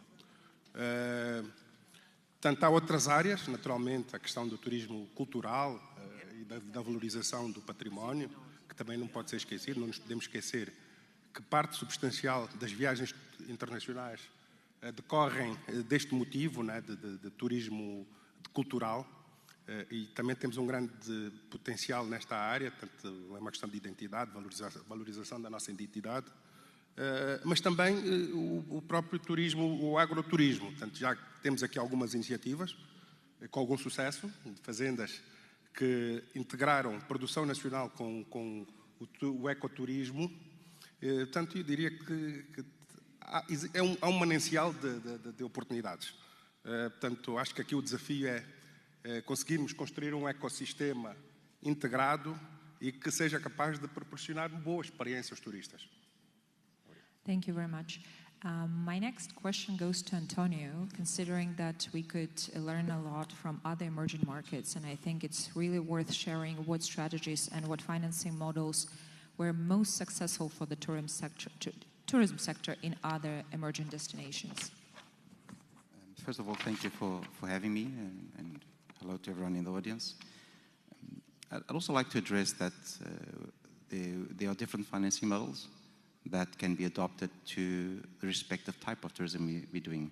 I've been sitting here the whole morning and we're talking about tourism as a whole. When we get to financing, I think there are certain requirements that the financier, the banks, would look to in terms of supporting a project, and most of it is around sustainability of repayment. And in terms of when you look at the Angolan tourism, I think we need to start looking at what type of tourism is Angola looking for. And I classify them in two big buckets. You've got the high value tourism, and then you've got the broad or the tourism for the masses. And the two are not enemies between themselves, they're complementary. And if you look at Angola current status, and we've heard about the infrastructure, lack of it, or the need to develop the infrastructure, that actually plays very well with the high value tourism that we can adopt immediately. I mean, today, tomorrow, and then that tourism, or those tourists, they look for an experience, and we see the neighboring countries such as Botswana, Tanzania, Zambia, which do have that kind of tourism. So this is a financing requirement in terms of infra, which is not very high, so it's not a high value, which can be easily bankable. And we're also talking about a type of tourist which is happy to, or has got the ability to pay a premium for this experience. Talking about eco-lodges, things in nature reserves, ecotourism, which come at a value. And these can easily be funded through traditional bank structures or investment funds that support this type of investments. I think if I'm not mistaken, the IFC has one, around $70 million for ecotourism. And then we've got the larger projects, which include also roads, includes the larger resorts. And there we need to look into a different type of financiers. You have DFIs that fund these type of projects because they are larger scale.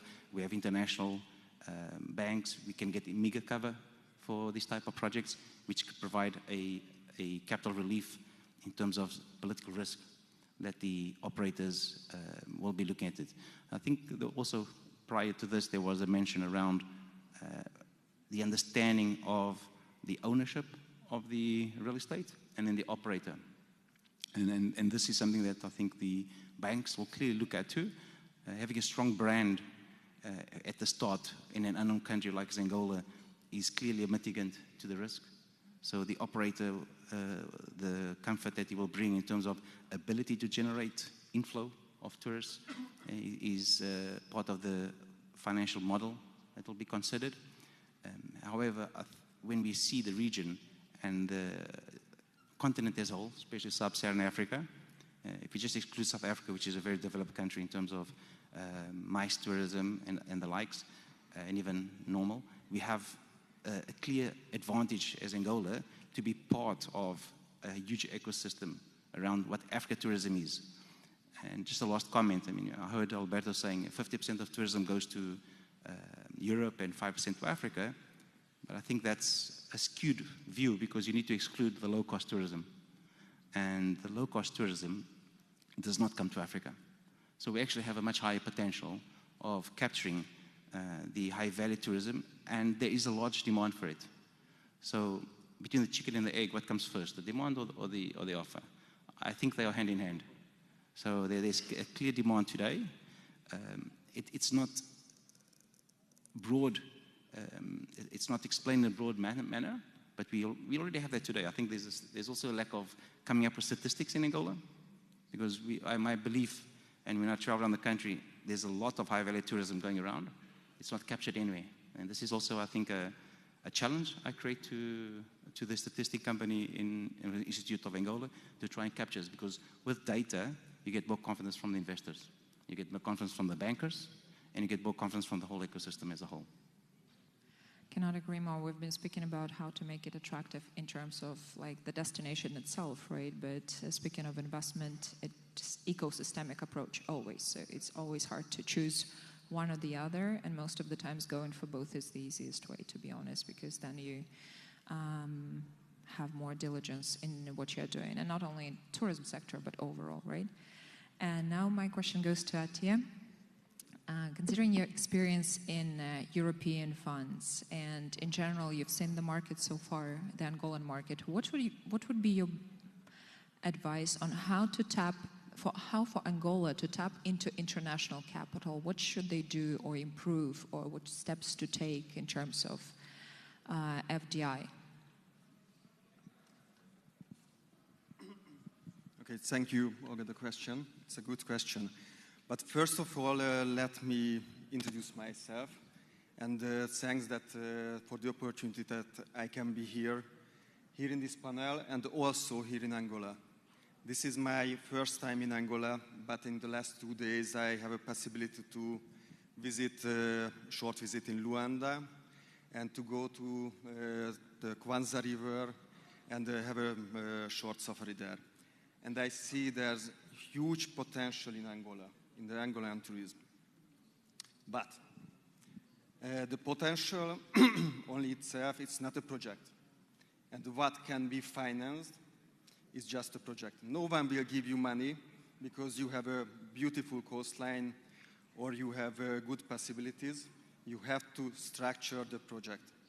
And after you structured it, you can see what kind of finance possibilities can be good for this project, because there are so many. You can go for the European Union to help. They can help to prepare the project, exactly. You can use blended finances. We have to see which part of the project can be financed from which financial instrument. We have grant systems. Of course, European Union don't want to give non-refundable grants for projects like a hotel investment, but for infrastructure investment, for tourism destinations, they have the possibility. And we can connect these projects together, and together they can be financed or granted. Thank you very much. I appreciate the response, because in my humble opinion, it's always ecosystemic, right? The investments always come together. It doesn't take like one hotel management or whatever to come into the country. It's always like discussions and more ecosystemic approach. I'd go, since we have your view on more international investment, I'll go back to Victor and ask him what could local entities do to help to make it more attractive and to help international companies to be more welcomed in the region?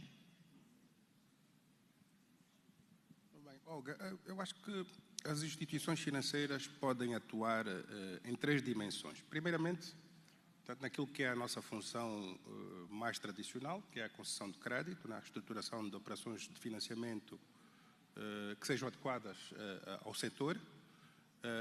Portanto, vou-me socorrer aqui alguns dados financeiros, alguns dados estatísticos da minha instituição. Portanto, em 2025 nós tivemos um crescimento bastante significativo a nível do crédito. Portanto, tivemos cerca de 70% de crescimento. O crédito em 2025 situou-se em 1,7 mil milhões de dólares, portanto, bilhões de dólares. Infelizmente, portanto, o próprio ratio de transformação saiu de 23% para 43%. portanto, de forma bastante expressiva, que demonstra bem o compromisso do banco para financiar a economia. Mas, infelizmente, portanto, o setor de turismo tem, digamos, uma parcela muito ínfima deste crédito. Portanto, pesa no balanço do banco apenas 0,2%, o que é absolutamente insignificante. Portanto, mas isso dá também aqui uma margem de progressão muito grande. Portanto, temos aqui um espaço para progredir este crédito, naturalmente mitigando os riscos, tanto partilhando riscos, a partilha também de ter garantias adequadas e tudo mais. O banco dispõe de um conjunto de soluções de crédito, mas eu gostaria de destacar, portanto, aquela que nós temos, que tem, digamos, que é um regime especial promovido pelo regulador, que é o aviso 9, que inicialmente foi um aviso destinado ao crédito de habitação, fomento do crédito de habitação, e mais recentemente, em 2024, foi uma atualização em que foram introduzidos, tanto empreendimentos turísticos. Portanto, falo desse crédito porque tem condições bastante bonificadas, tem uma taxa de juro de 7%, o capital mutuado pode ir até 200 milhões de kwanzas, e depois o prazo depende do projeto. Portanto, e como é bastante competitivo, destaco aqui este financiamento. Portanto, hoje, a nossa preocupação, porque estamos na era da sustentabilidade, também temos essa preocupação de introduzir critérios da ESG, critérios de sustentabilidade aos projetos, tentar, no fundo, consciencializar as empresas, os mutuários a adotarem os princípios da sustentabilidade, tanto projetos amigos do ambiente, projetos que sejam impactantes do ponto de vista comunitário.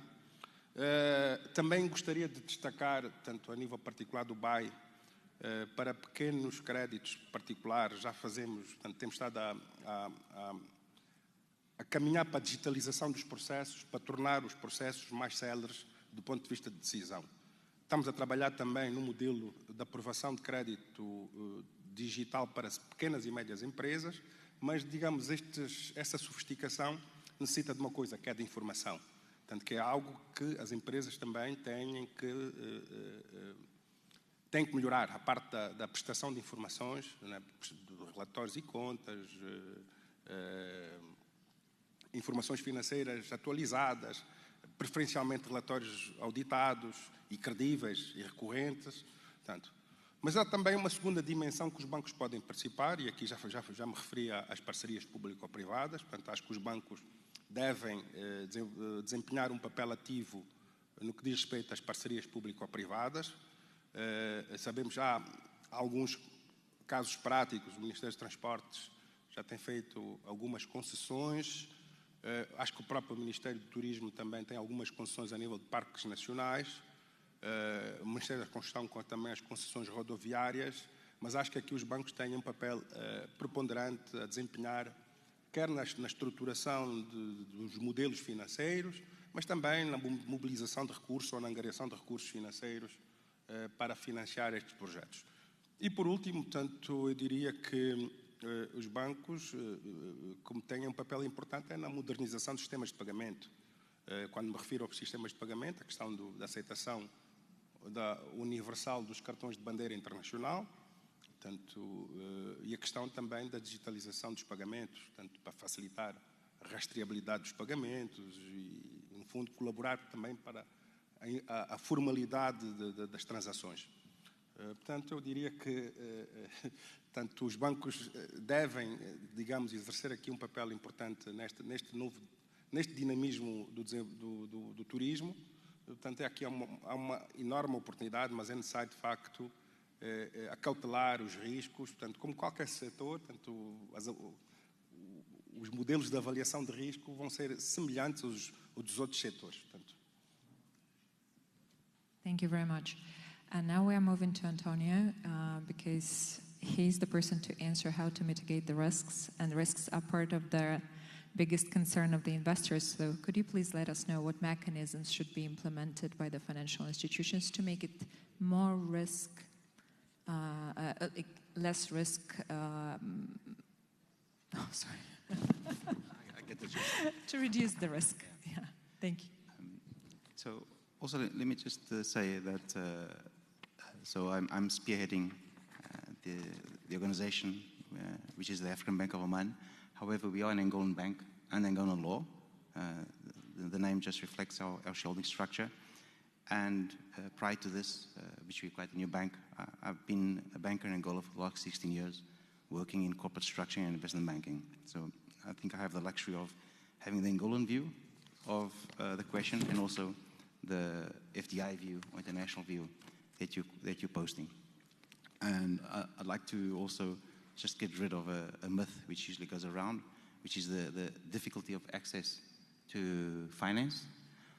Firstly, there's no project which is sustainable and which makes sense that no bank will finance. So the banks have more than appetite, Angolan banks and foreign banks, appetite for funding good projects. I think that's the first thing we need to get out the way and lay down our line. Now, I'd also like to post towards the investors and the financiers that in terms of FDI, the biggest risk which we face in Angola, and this is not the tourism, but for any sector, is really the devaluation risk and the foreign exchange risk that we have, especially if we have either equity or financing from international sources, so dollar financing. That clearly poses a potential risk. Good that the currency has been stable for the last 18 months. But historically, when you look backwards and you backtest it, the risk of devalue is higher than valuation, although we did have one. So these are the type of things that we would look at jointly, hand in hand, with the investor or the project owner to help them structure it wise. There's several mitigants we can implement. Separating the hard currency cash flows from the Kwanzaa cash flows and matching the debt structure to these. A good thing as well that hasn't yet been mentioned is that if the project does have dollar flows, you can access dollar lending in Angola, which is only allowed for if you have cash flows in dollars, which could be a plus because giving this gets the cost of funding quite down. But other than that, I think when you asked, I think the project sponsor is very important, especially now that we beginning with the tourism in Angola. It's less than 1% of GDP. Neighboring countries, it varies between 7 and 12% of GDP. Ideally, we'd like to get to that level. So the project sponsor name is important. Why? It guarantees flow of tourism, basically revenue, and then the ability to service those clients. So once again, what type of tourism are we looking at? Are we looking at an eco lodge with 10, 15 beds, or are we looking at something with 200 beds? It will be a different type of analysis. How are you going to get the occupancy rate, which will be in tourism basically the level or the key note that you would like to view. That's why I say the project sponsor is important. The equity versus the debt structure, how are we going to do that? We need to understand that tourism being an infra financing type of sort, we will require patient capital, preferably long tenors, so that it doesn't put a lot of stress on the cash flows of the project in the initial phases. So looking to DFIs or ECA financing, which can do 10, 12, 15 years. I think that's important for the infra part. Working capital, Vitoria just said there's plenty of banks in Angola to support the short-term funding of the projects. But I would go down to that. Be aware of the FX exposure. The project sponsor is critical, and being able to explain to the banks the source of generating revenues.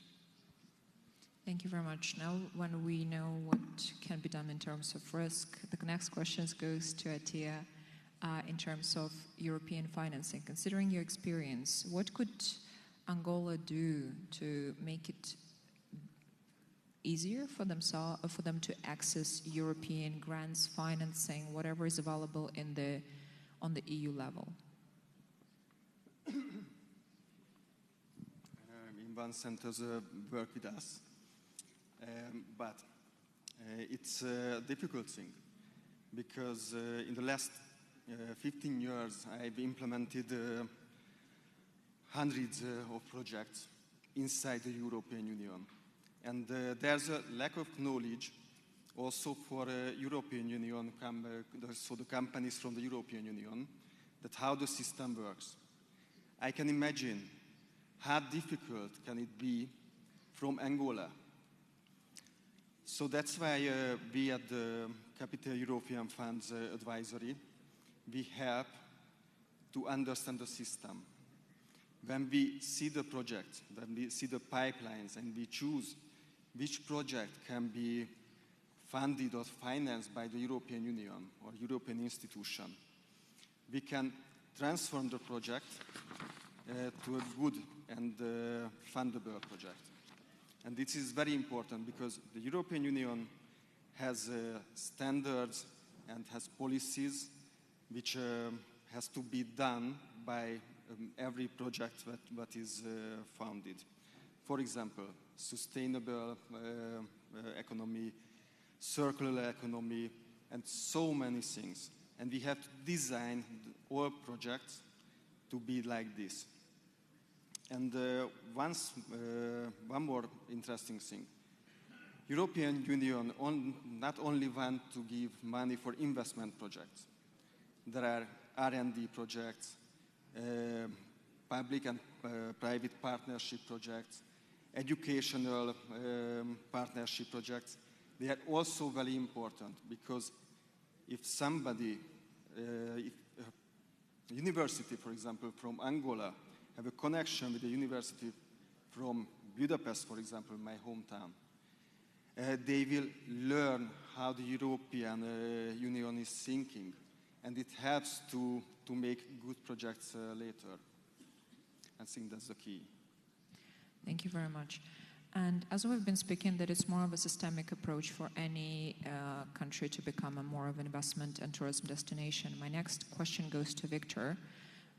As we all know that enterprises, not only tourism related, are part of the ecosystem. So what can make those enterprises should do to become more attractive for financing?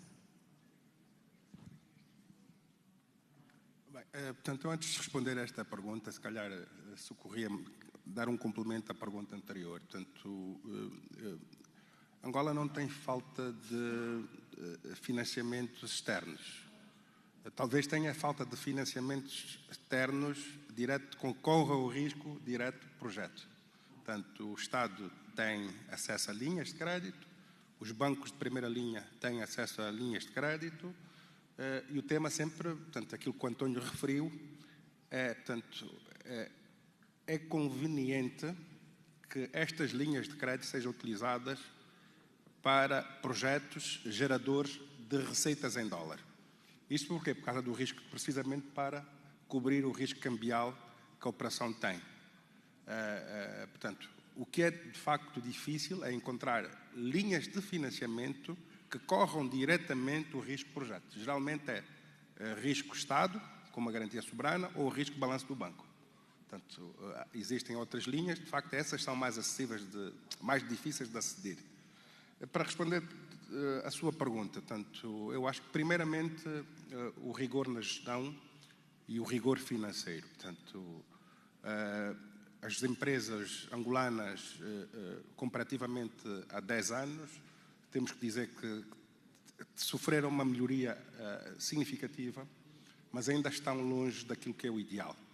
Portanto, ainda continuamos a ter temas a nível das demonstrações financeiras, credíveis e emitidas de forma oportuna, a questão de relatórios e contas, portanto, o rigor nos relatórios e contas, a questão dos orçamentos, questões de planos estratégicos, a questões da governação também, ainda vamos tendo alguns problemas em termos de governação, que é preciso fazer esse caminho para que essas empresas se tornem mais bancarizáveis, estes projetos se tornem mais bancarizáveis. Depois também ter aqui um histórico de bom cumpridor, não é? Em termos de pagamento. Depois, a qualidade e a robustez dos projetos. Portanto, é necessário que os projetos tenham modelos robustos de previsões, né, de receitas e de despesas e de custos, que estes modelos sejam assentes, pelo menos naquilo que diz respeito a receitas, em estudos de mercado bastante rigorosos, para ajudar nas projeções, para termos projeções mais realistas.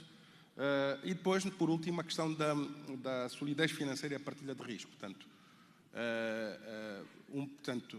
os bancos estão muito dispostos a financiar projetos, mas é necessário também que o promotor tenha capacidade financeira para engajar entre 20% a 30% de recursos próprios no projeto, e também é conveniente que engajem garantias reais para que, se acontecer qualquer coisa, qualquer sinistralidade naquele financiamento, os bancos pelo menos minimizam as suas perdas. Mas há também condições que são inerentes ou são da responsabilidade do Estado. Já falámos das infraestruturas, que são essenciais para suporte. Portanto, acho que o quadro regulatório aqui também fez avanços que é preciso também destacar. Portanto, a nível dos tribunais, é necessário, de facto, que os tribunais sejam mais céleres nas decisões, quando forem nas execuções de garantias, para que, de facto, os bancos operem num ecossistema de crédito mais favorável. Não é? Portanto, eu diria que depois há os erros que os promotores têm que evitar. Portanto, geralmente, quando costuma-se dizer na gíria que o papel aceita tudo, e quando se faz as estimativas de receitas, geralmente há uma tendência de sobreavaliar as receitas. Portanto, é necessário ter esses cuidados. Há também muita tendência de uma reduzida injeção de capitais próprios nos projetos. Portanto, basicamente, os promotores, quando chegam aos bancos, a ideia é que o banco tem que financiar 100% do projeto. Portanto, isto não funciona bem assim. A questão das garantias, mas às vezes também há aqui alguma indisciplina também na gestão da tesouraria, as misturas portanto, onde é que acabam, portanto, as misturas de negócios. Isso geralmente não contribuem para o sucesso dos projetos e, por conseguinte, portanto, geralmente conduzem a crédito e incumprimento. Portanto, eu diria que são esses os conselhos que nós, portanto, para tornar os projetos mais bancarizáveis. Portanto, os bancos estão dispostos a financiar bons projetos, mas também bons empresários. Portanto, startups, portanto, geralmente, não diria que não aceitamos startups, aceitamos projetos de startups. Empresários de startups é que é mais difícil. Portanto, não estão excluídos à partida, mas há maior probabilidade de financiar empresários que já têm, digamos, uma atividade económica, que já tenham provas dadas, do que alguém que só tenha uma ideia e quer pôr esta ideia em prática. Portanto, há fundos específicos para esse tipo de atividade. Portanto, aí o que eu diria é que a probabilidade de aprovação é mais reduzida, mas, portanto, há fundos próprios para o efeito. Portanto, basicamente... Thank you very much. Since we're approaching the end of our panel, a bit of a visionary question. How do you think Angola can utilize its regional and international partnerships to become a true international gateway for tourism investments? It's a tough one for Lost. So I think a lot of what was mentioned in the morning session. We have geographically, we're very well positioned, be that in terms of commerce, be that in terms of tourism. Connectivity would be a plus, of course. Other than that, I think there's a lot of current light on Angola, and we need to capture that. If I can also just add something to your prior question, and there was a bit of a grim picture, from my colleague Vitor. I think we are in front of a new frontier. So we're looking at a sector, projects, and investors, which we've never had. So we shouldn't put a blanket approach on the incoming investors about historic creditworthiness of Angolan clients or whatever that may be. So you asked about the access to European funds. in the last 16 years of Angola I've been here, it's been very difficult, but for different reasons. For sure, if there's a sponsor, I think a European one, that's wanting to come to Africa, and they are in Africa, there would be more willingness to tap into those funds. And then there's a second source, which we keep falling into the trap of looking at the traditional funding of projects, either bank funding, which due to regulations, recent ones make it very expensive. But we also have now Middle Eastern capital, which we haven't talked about yet on this panel. And a very good example, and I saw them on the panel, but they didn't come, the pre-buyer, which is Casada. So Casada from the Middle East, they're an investment platform which was created by the Qatar Investment Authority jointly with Accor, a French group.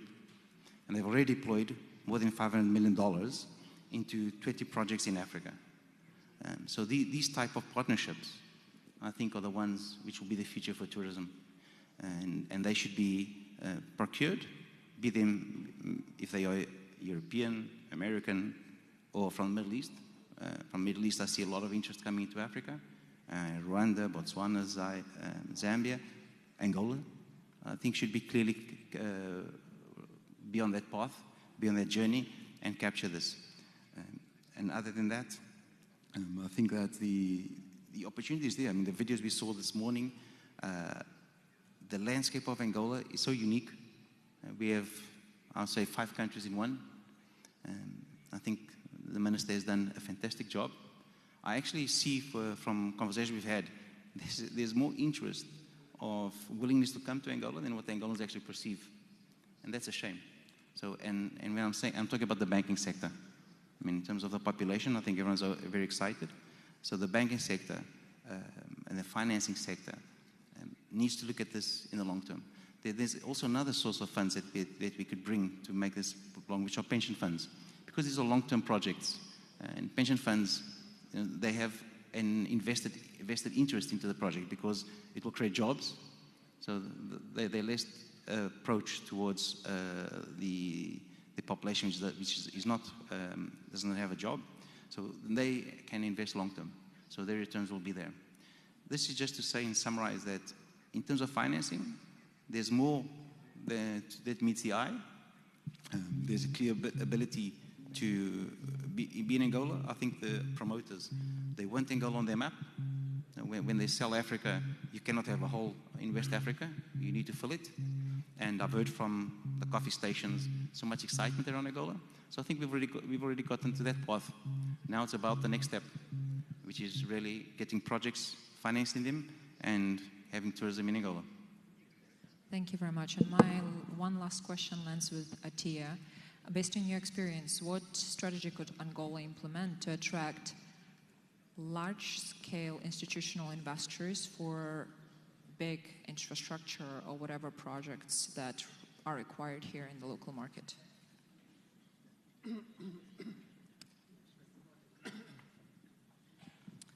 First of all, Europe has to know Angola and has to know Africa. Because in the last decades, I feel that Europe forgot about Africa a little bit. And now we have to learn again how things work here. But for example, this occasion is a very good opportunity to see what possibilities can be here in Angola and also in Africa. And it's a very interesting question because next year, European Union has a new 7 years budget. And it's still is a decision that how much budget goes to which funds. And when we go back home, we will have the message that there are very good opportunities here, and you have to put more and more possibilities to make businesses in Africa for European companies, because it's very important, I think, also for Africa and also for Europe. Because it's not, so it's important for everybody to have those kind of projects here that is a win-win situation for both sides. And not just for the country itself, but for the Angolan people and the society. And of course, also for the European Union. So I think those are the main, most important things. And one more. We talk about so many times about fundable projects, structured projects, and to meet with the policies. But my message to Angola is that learn from Europe, learn from Asia, and learn from America. Meet the standards, but do it in your way. Do it in Angolan way. Thank you very much.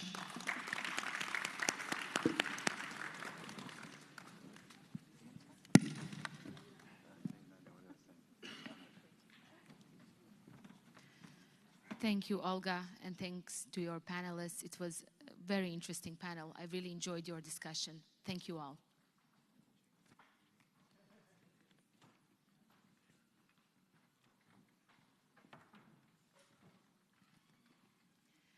Thank you. Do it Angolan way. I really like that at the end, how they concluded this. Now, around the world, governments are recognizing tourism as a strategic tool for economic diversification and national development. In our ministerial dialogue, which will conclude day one, we look to explore how policy, investment, and cross-border cooperation can create more resilient, competitive, and sustainable tourism economies. Please join me in welcoming an extraordinary panel that we have today. Her Excellency Patricia de Lille, Minister of Tourism of South Africa.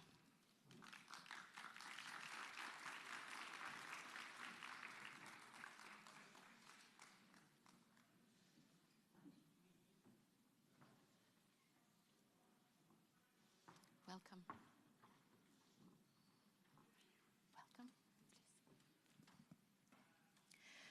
Her Excellency Barbara Rodzi, Minister of Tourism and Hospitality of Zimbabwe.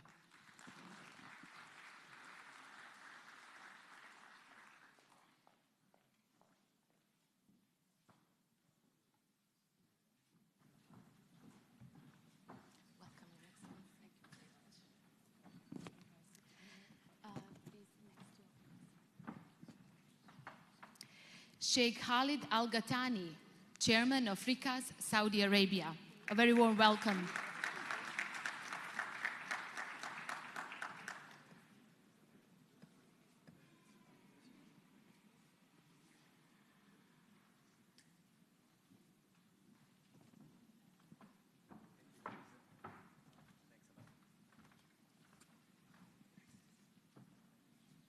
Her Excellency Francisca Belope, Commissioner for Economic Development, Trade, Tourism, Industry and Minerals, African Union Commission.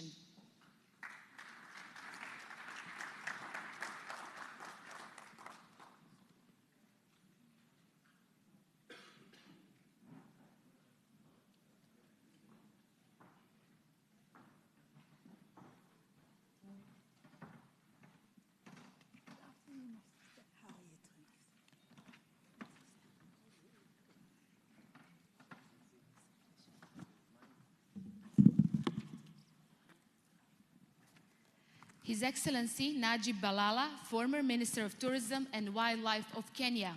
Please give him a warm welcome.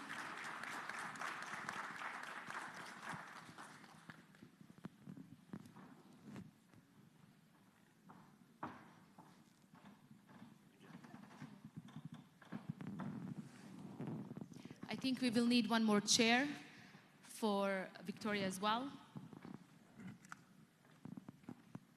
Can work on that. His Excellency Abu Faz Garayev, former Minister of Tourism of Azerbaijan. Give him a warm welcome, please. And a very good friend of mine, I must say.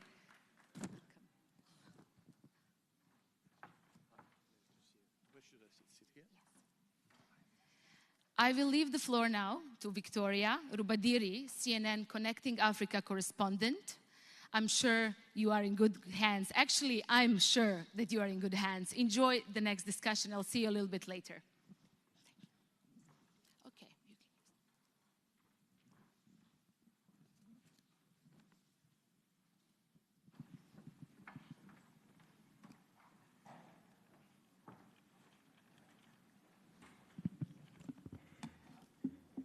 Good afternoon. I hope I'm audible. I've been waiting to use this podium all day. Absolutely excited to get this conversation going. It's the final one of the day. And really, essentially, what we want to do is look at three questions here. What does tourism really contribute to the various economies?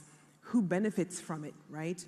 And what turns visitor spending into lasting growth?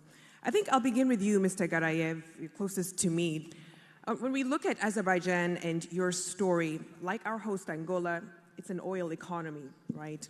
Walk us through that journey of moving from reliance on oil and energy to making tourism a meaningful contributor to GDP. What was that journey like?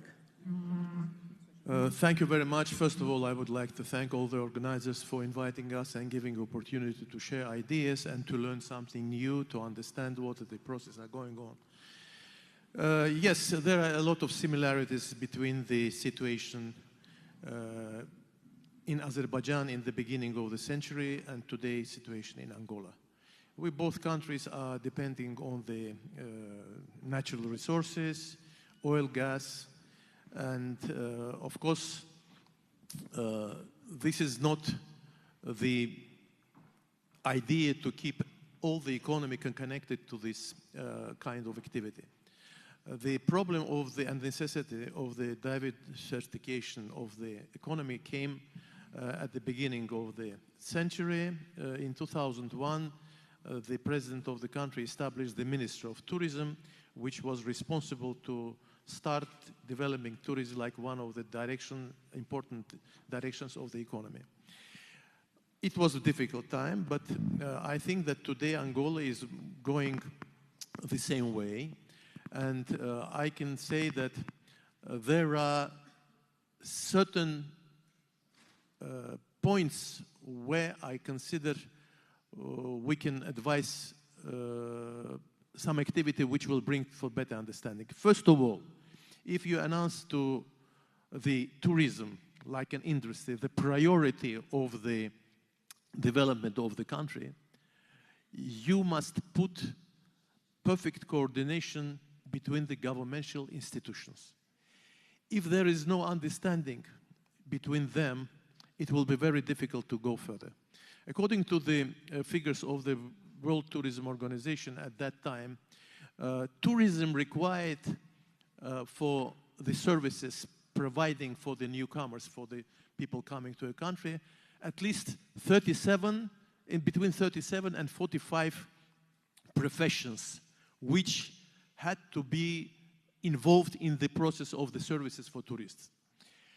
Today, I think it's even more, because digitalization, the other possibilities, it's bring more. And of course, all of them are linked to the different governmental institutions and which are guided by the certain ministries. And if every minister is going to protect the interests of their own, it will be very difficult to develop tourism, because the tourism is something which is taking care about all this area of activities. And thanks to the advice of that time of Mr. Talib Rifai, who was the General Secretary of the United Nations Tourism, the special council were created in the country. This council consists of the high governmental officials, like at the level of the Deputy Prime Minister, and all necessary ministries, starting with the health, border, immigration, I don't know, agriculture, everyone was represented in this council. And every representative of the ministry was targeted not to protect the interest of the ministry, but to protect the interest of the tourism development, like the main aim for them to follow up the strategy of the state. And only this permitted us to facilitate the visa. We digitalized the visa. You can come to Azerbaijan now. 2 hours before your departure, you can you apply for the visa, and when you are landing you can take and enter the country. Here we noticed some difficulties in this question. The other thing that the question of benefit, who is benefiting from the tourism development? Everyone. All these professions which are involved in the services of tourism are benefiting during this process. And the tourism can be not only the driving force of the economic growth, it is the matter of the bringing new realities, new working places for young generation. At the end of the day, it is the matter of the progress of the country and putting your country vision to the world map. So all societies are generating. And I think that tourism is something today, Angola showed that it's interested in bringing this kind of vision to the world. And I wish good luck, and we are happy to see this development which was made during the last years. And I think that to share these ideas and practices and experiences are of great importance. So my personal advice, create some council, put everyone there to think about tourism like the priority for that. Fantastic. A lot to learn, certainly, for Angola from Azerbaijan's journey. Let me come to you, Minister De Lille, because South Africa posted a record year for arrivals. Was it 10.5 million, I believe, last year? And these are numbers you were seeing pre-pandemic, so quite a rebound for the country. What actually led to that from your perspective? Well, good afternoon, and thank you for the opportunity. Let me thank my dear brother, Minister of Tourism from Angola, for bringing us together. I like what you also said this morning, that we should ensure that this does not become another talk shop, but we look at implementation. For me is that as Africans, we've been blessed with the most beautiful natural beauty in the world. And it's a shame that only 5% of the world tourists come to Africa. And as ministers of tourism, we must now stop complaining and ask ourselves, one, why? Secondly, what are we going to do about it? And how are we going to partner with the private sector? Because no government can do it alone. And the role of ministers of tourism within our governments is to make government understand that tourism policy is economic policy. Tourism worldwide contributes by about 4.9% to the GDP of our different countries. But in the case of South Africa, I got tired of hearing the word COVID-19. And we are recovering and recovering. I said, until when must we recover? I mean, this sector was the worst hit by COVID, almost devastated. And how do you look at growth? So the growth and the record numbers of 10.5 million visitors that we received in 2025 was no coincidence. It was by design. By design, by bringing the public sector and the private sector together in one room. And say, let us identify only 5 issues that can make this sector to grow. And then thereafter, we then decide who is going to do what and when and where and budget. So we then develop a tourism growth partnership plan together. Because sometimes the sector wants to hold government to account. Nobody's holding them accountable. And once we put the tourism growth partnership plan together and we own it together, they can hold me accountable, I can hold them accountable. But two of the key things that we identified that we have to do almost like immediately is ease of access. And within ease of access, in the case of South Africa, was that many of our big source markets had problems in getting a visa to come to South Africa. At sometimes you apply for a visa, it can take a year or 8 months before you get your visa. So we said, let us reform our visa system and let's digitize our visa system. We now have a visa system whereby you can apply for a visa from the comfort of your home on your cell phone with a turnaround time of 24 hours. And that became a big enabler to grow the tourism number. The second one, and I will stop there, is that also now you need to get the flights, you need to have air access, you need to grow and get more flights to fly to your country. And Brother Minister, you've got a big, beautiful airport, but it's empty. You need to get more flights to come to Angola. And then we decided then to go out and engage the airlines around the world to say to them, will you fly to our country? Will you fly to South Africa? Said, yes, Minister, but there need to be a demand. So we then came together with the private sector and we worked together to do joint marketing to drive up the demand. So those were two of the key sectors that help us to grow the tourism. But you also need new tourism products. You know, in our case, people have this perception that South Africa is all about safaris and Table Mountain. We had to go out to the world and show them what else you can come and do in South Africa. So, sorry I was a bit long, but that more or less what we have done. Right. Very deliberate so that we can grow the sector. Thank you. Thank you very much. And I was actually one of those 10.5 million last year. I visited Table Mountain and Robben Island, and I absolutely love South Africa. But let me come to you, Minister Rodzi, because, well, congratulations are in order, first of all. You won the Destination of the Year as a country. And then also, you were named Africa's Tourism Minister of the Year as well. I'm curious, yes, round of applause, certainly. I mean, and this part of the session is essentially to kind of have a scorecard. Beyond what the brochure says, what are the numbers really saying, right? Accolades are fantastic, but do the numbers back up why you got such an acclaim in Zimbabwe? Thank you very much. Thank you very much. And let me also thank my little brother, Masio.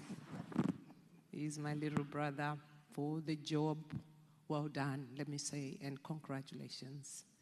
This investment forum has been amazing, and you've been doing a great job in marketing, not just Angola, but Africa as a whole. Yes, Zimbabwe has been rated the Destination of the Year by Forbes magazine last year for 2025, as well as Condé Nast. And I'm sure everybody in the room in the tourism industry understands what it means. But let me say it's about, yes, it's about the figures. And not at a different spectrum for Zimbabwe or for this speculation that has been done. Numbers that increased, the frequency of people coming into our country has improved by 58%. Yes. Probably, and I'm always telling people, my neighbor, my sister, we are nowhere compared to them in terms of the numbers. And numbers don't lie. They were written in the morning. Angola, Kenya, Ethiopia, and many other countries.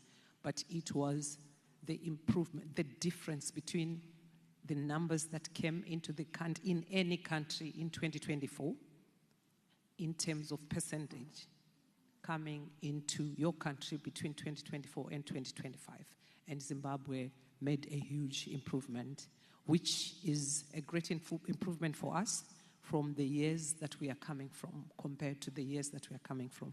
And it came as a surprise also to us. Conte Nast was totally a surprise. As you know, that it's a media magazine that is a niche, for the niche market, to understand or to learn that your niche market across the world has been choosing our country as a destination of choice. Has been amazing, and I would like to thank everyone else who has made this contribution for our country. But otherwise, yes, it's about the numbers, and it's about the aggressive marketing that we've been doing. But let me say, our president's mantra of saying Zimbabwe is open for business, and we have an objective. He has a vision where he sees his country being an upper middle income society by 2030. And one of his foreign policies that we have seen and proved to have worked through tourism as well as foreign affairs is Zimbabwe is an enemy to none and friends to all, while its door is open to anyone. So you may call us an enemy, but we are your friend. We'll never be an enemy to anyone, and we are open for any business. And also the improvement and of the policies for investment that gives comfort. As everyone else was saying in the morning, investment follows confidence. Peace and security is our number one priority within our policies. Zimbabwe is peaceful. Above everything, we depend on our beautiful hospitality, our people, our culture. Just the authenticity when it comes to tourism as a strategy is our storytelling, not just for Zimbabwe, I will insist for Africa.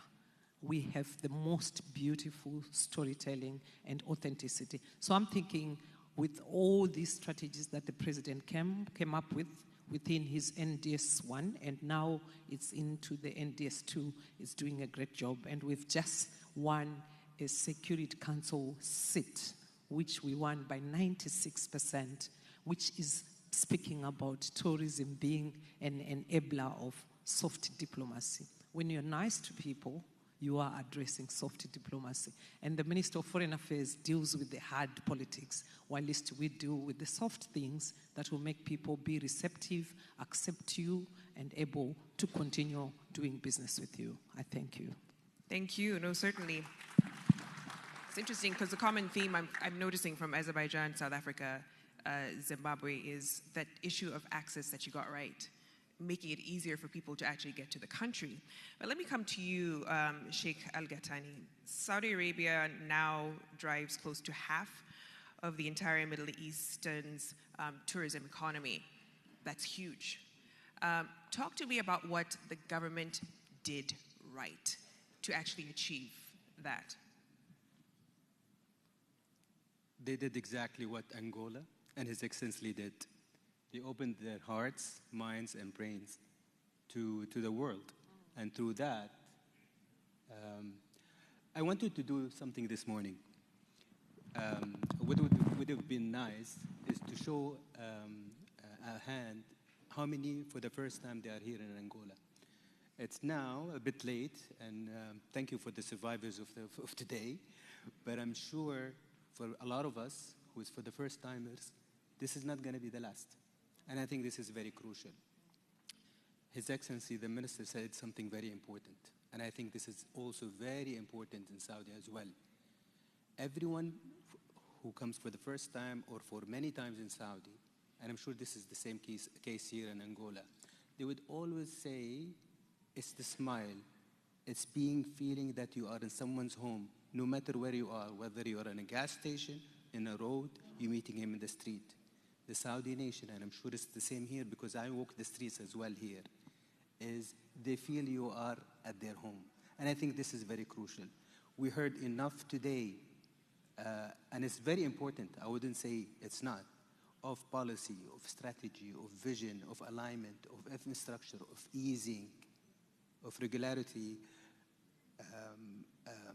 easing and permitting and so forth. These are all crucial. It's in the end of the day, whether you as a country believe that this is a vision that you can put, that you can follow through a systematic and process, and the results will come. The numbers will show whether, so I wouldn't look at the numbers as much as making sure the system works. And through that, in Saudi, for example, we have achieved in 2023 what we wanted to achieve in 2030, which is 100 million visitors. This is a country that a few years back, MICE was only the tourism, which is basically based on oil and gas and religion. Now, we are the capital of many things within the tourism. And tourism, as many said here, is not about hotels only. It's about building an ecosystem of infrastructure, of financing, and so on and so forth. So you are on the right steps. We're not here to give anyone's lessons. It's more here of interaction, because I think business, and I'm from business, done is outside, is where the interaction happens. Here, we lay the foundations. Thank you. Thank you. And you're the sole investor on this panel. Literally everyone should be courting you after this. And we'll be talking about that a bit later on. But let me come to you, Commissioner. You know, we've seen the numbers earlier on in the day that Africa is one of the fastest growing regions when it comes to tourism. However, it pales in comparison to regions like Europe and the Gulf, for instance. What is still holding back the continent in terms of having a meaningful share and contribution to the GDP as far as tourism?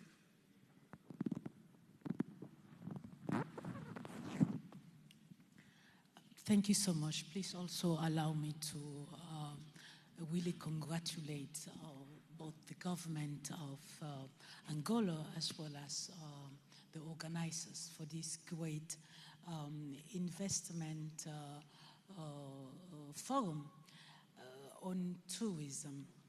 And I think investment is one of the pillars, of one of the factors that is still withholding a proper development of our economic sector, which is tourism. Economics, the tourism, as well as the agro sector, needs long-term investments. So from that perspective, we really need to look at what is the rentability within this system. And the rentability in the sector is also very long-term. It is not short-term. Therefore, I really think that having said that, one of the things or the instrument we really need to look at, how do we get long-term investments for the African tourism sector? Now, you can have investment, but if you do not have the enablers, you have a problem. This is where we have the second sector, which is the lack of African specialized private sector in tourism. I don't know how it is here in Angola, but in Central Africa, most of the agencies, travel agencies, are not run by Central Africans.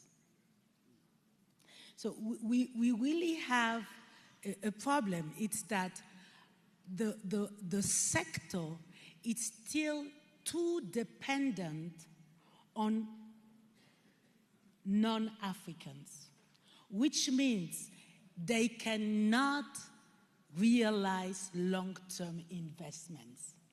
So we have two models. One model which has shown really successful, which is the model of Ethiopia, and which I believe this is almost the model that is being doing here in Angola, is the state needs to ensure that it brings in sufficient investment within that sector and ensures to create the ecosystem around this sector. Ethiopia has shown us that very, very nice.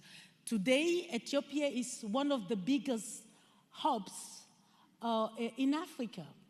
It has an incredible airline, which brings, I think, up to 13 or 14% to the GDP of the country. And it has diversified within this sector by creating hotels, having tourism schools, etc. The second option that we have is really to reinforce and to strengthen our private sector. Now, we also have two different types of tourism in Africa. We have the global tourism that goes from the world into Africa, that can and has been bringing a lot of financing, but it is not sufficient. We also need to look at the intra-African tourism. And intra-African tourism will also boost this ecosystem we definitely need in order to improve the services.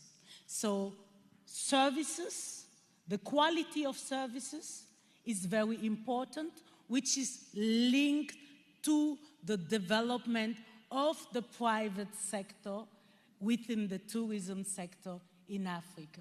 Thank you so much. Thank you very much. And for pointing out just the need to diversify into intra-African tourism. Perfect segue into your question, Waziri. Because you were at the helm of the Ministry of Tourism in Kenya for years. Kenya is a very interesting kind of setup. 52% of the visitors are foreign visitors, mostly from Europe and other parts of the world. How are we trying to diversify into Africa and also domestic tourism to kind of make up for what would not have happened if those visitors didn't make it into the country? Thank you very much, Victoria, and thank you, Minister Masio, for inviting us here in Angola. I was here 10 years ago. Now I came here yesterday. I can't believe Angola has changed. So congratulations and congratulations to the government. Victoria, thank you very much for your question. First of all, I see my title is former minister, and we have my colleague Abul Fas, former minister. When you are former minister, you are forgotten. Oh, you are just, nobody knows about you. But I want to thank Gloria Guevares from the WTTC, who called me and said, come and join me. And now I'm the Executive Vice President in charge of government affairs, advocacy, and research. Our core business at WTTC is actually the private sector's interest. And we are the ones who are doing the action on behalf of government. Government does the regulatory aspect. We do the real work, that building hotels, creating the products. But I want to say here, our core business is data. And the previous panel I've seen is you can have a beautiful country, but you have not structured the project for it to be bankable and for it to be executed. And here, we in the private sector, at WTTC, we specialize in data. And when we see data, who benefits? You've seen this last year. What was the figures? 1.5 billion people traveled. 11.7 trillion worth of value of tourism. The problem is we discuss tourism, it's just a tiny little segment within government. Sometimes when you're a minister of tourism, you think you're a junior minister. And when you are a minister and you have an argument of your budget, you are not important because you're not politically correct. What WTTC does is quantify the value of tourism, not the number of tourism and direct benefit. It is direct benefit, indirect benefit, jobs, and induced benefits. So the total value is what the government will take us seriously. I've been a minister for 17 years. 12 years, Minister of Tourism. My brother Abul Fas has been a minister for 22 years. 17 years, Minister of Tourism. When we present our budgets, nobody listens to us. And that does not come to us. All of us here, colleagues, Patricia, Barbara, we can see we are not hard. But when you put the value, the holistic value, then they will know we are serious. And definitely, Commissioner here has talked about what I'm passionate about. We have 1.5, almost 1.3 billion people in Africa. Why are we not targeting 1.3 billion people? We are going to the US, we are targeting 200 million people. We are going to Europe, we are targeting 400 million people. And here, we stop each other from traveling. If you want to come to Kenya, you need a visa. You go to Mozambique, you need a visa. Yeah? While in Europe, you have one big Schengen visa. President El Chapo today morning, he said, why can't Africa has a regime like the Schengen visa? Accessibility and connectivity and seamless travel is the one thing that will make Africa change. Victoria, I can tell you, if we don't do that, we are not going to have any change in Africa. Minister Masio can build a beautiful airport, it will be empty. I can tell you why it's empty, because there's no demand for the airline to be profitable, from the Angolan airline to be profitable, because there's no demand. But when there is intra-Africa travel, there'll be a demand. And if you look at a country that is balances between domestic tourism and international, those are successful countries. If you are dependent, biased in one sector, you are at a loss. In Kenya in 2008, when I just got appointed as a Minister of Tourism, we started, we call it domestic tourism.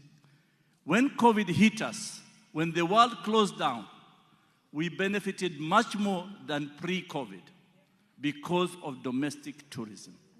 We allowed our facilities to actually not choose the color and the nationality of our visitors, but who pays to our kitty. And that's how we benefited. Domestic tourism cannot be ignored, and that is what builds capacity for Africa. And my sister here, Commissioner, she agreed with me. She said, we need to build capacity. Again, the 8 priorities WTTC has echoed. One is seamless travel. We need to upgrade our systems. We don't want to go in an airport and you have 5 officers 5 times checking the same passport, the same boarding pass for identification. That will actually bring us backward. The second is workforce. We need to concentrate of skills development for our people. Then we'll be able to actually benefit the community. The third one is crisis preparedness. Ebola is coming. People think the whole Africa is Ebola. I can tell you, myself and my CEO, Gloria, we are going to Macau next week. We were told we can't go to Macau because we need 21 quarantine because we came to Angola. Angola doesn't have Ebola. Why are we being painted with one brush? We need a strategy to address such things. So we miss our Macau conference, and here because we are painted Ebola. So we need connectivity. Connectivity is key. We can't go to the north to come to the south. We need to have corridors, south to south corridors. We congratulate Ethiopian Airlines, but we can do better with South African Airlines, with Kenya Airways, with Angolan Airlines. So we can do that, but we have to understand it's not about just the pride of a national carrier. It's a pride of a Pan-African carrier. That is what we want. And then we have destination stewardness, climate, environment, and social, and then action, and then new technologies, which is important. And crown it all, the investment code that is required. And I want to congratulate Angola. I've seen a lot of investment, and the way you have presented yourself, we are ready at WTTC to support you in this agenda. Thank you very much. Well said. Thank you very much, Waziri. And in the interest of time, we'll just do one last round, closing thoughts from the panel. And let me come back to you, Mr. Garayev, because Azerbaijan has been able to attract the big events, right? The Grand Prix, the big festivals. And how does that truly become a tourism economy and not just a nice weekend for someone who's coming into the country? How do you make that translation become a lasting driver of economic growth for the country? Thank you for the question. After so impressive opinions of my colleagues expressed here, I thought about the necessity of the formulating of the image of the country, of the tourism, idea in general in the country, which will accept and attract people from different parts of the world. And from this point of view, I think the experience how to put the country on the world map is connected with the cultural, activities. We enjoyed yesterday and today at the entrance the beautiful dancing of the local ladies and gentlemen, impressing with the energy. Yesterday I joined myself with the dancing and enjoyed it much. We must think about the strength of the intangible heritage. Intangible heritage is something which attracts the attention of the different slices of the communities in different countries. Some people interested in music, some people interested in cuisine, some people interested in the other activities. And this intangible heritage, knowledge and activities can attract a lot of interest to the country. For example, the festivals connected with the national dances, the festivals connected with the cuisine, national artistic festival, theatrical festivals, all of these activities, international events can bring a lot of interest to this country. You have beautiful facilities, you have new airport, you can facilitate it through the big international events.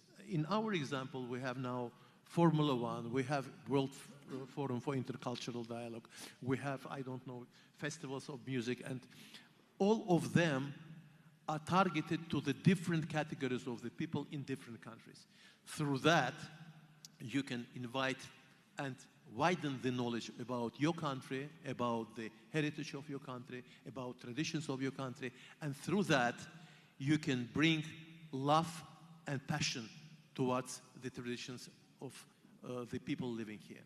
And the second thing, which I consider not less important, that this intangible heritage strictly linked to the local population. Local communities will be generated and benefiting through these activities to their style of life, to their presenting of their traditions and so on. It comes to the matter of education. Of course, we have to educate the people not only at the level of the high management of the hotels. We have to educate those who are living in the villages to explain them how to bring the knowledge and the vision of your country, of your tradition to the others, how to put it in front of you. And all of things this need technology. I don't mind, for example, using the international experience. It's good. Sometimes the international experience and exchange of experiences giving very positive impact. But at the end of the day, those who will implement that are living in the villages, in the small cities, and inside the country. This young generation, which will acquire this knowledge on different levels, will bring something new to the service level, to the promotion of the country. And I think these three things are very connected to each other. Cultural activity, intangible heritage, and education of the local communities dedicated to these problems. And I think it will be giving very good results at the end of the day. Thank you. Thank you very much. Minister DeLille, earlier you talked about the visa reforms, air access that you have created. It's helped with visitation for South Africa.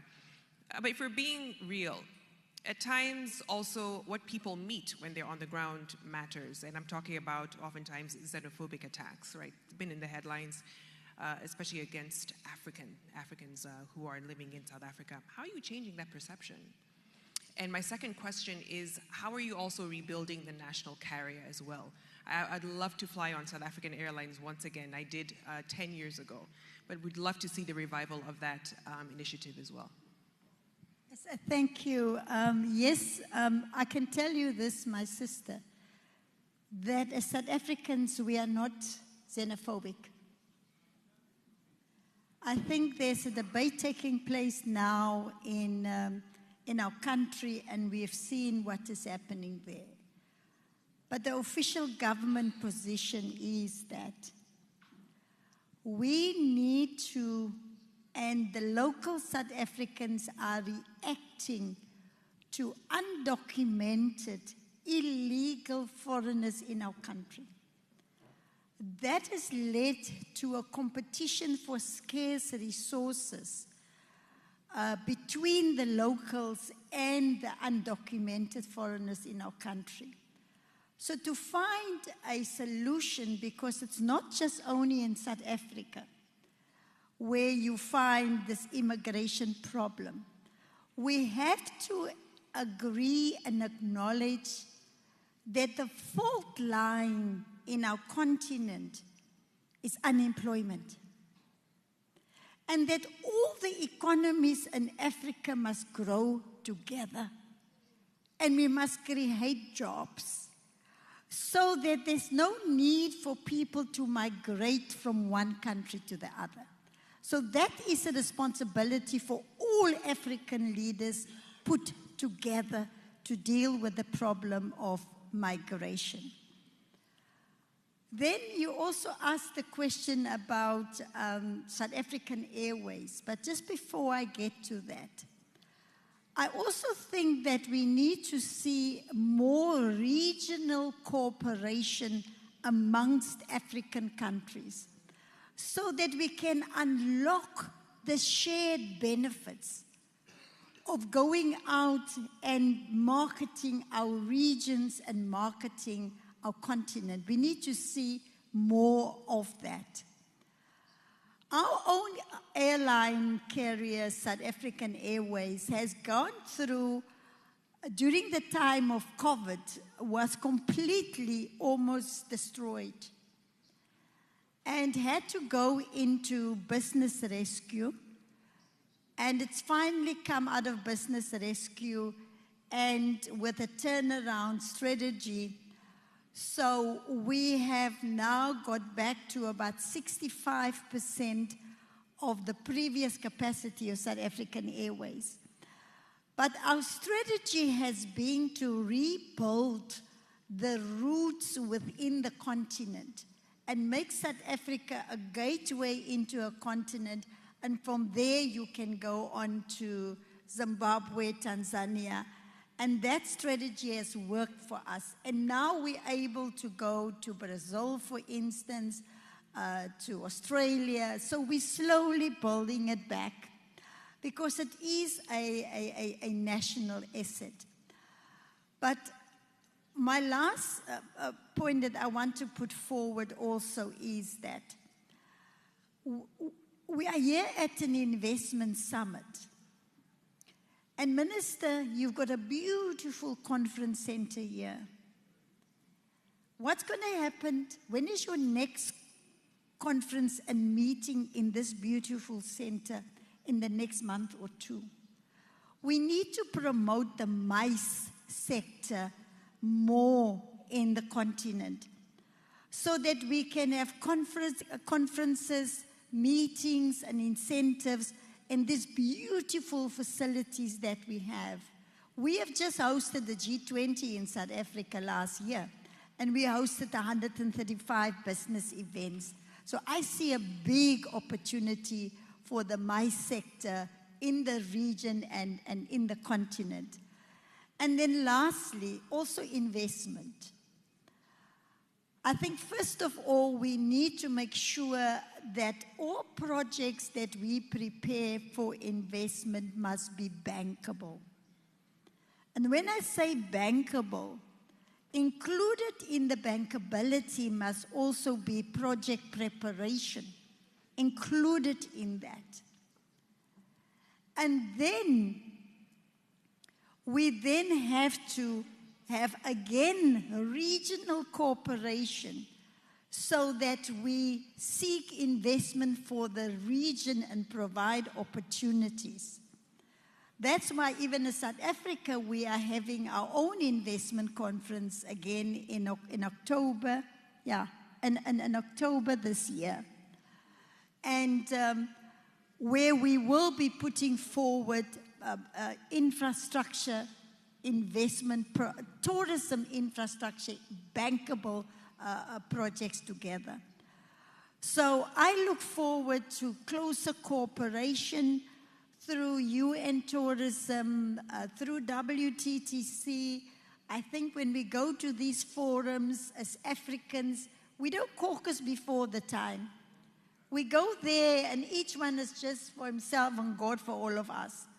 I think we need to go into these international forums more united as a bloc, and I think through that, as African countries, we can secure a lot more benefits for our continent. I thank you, Veronica.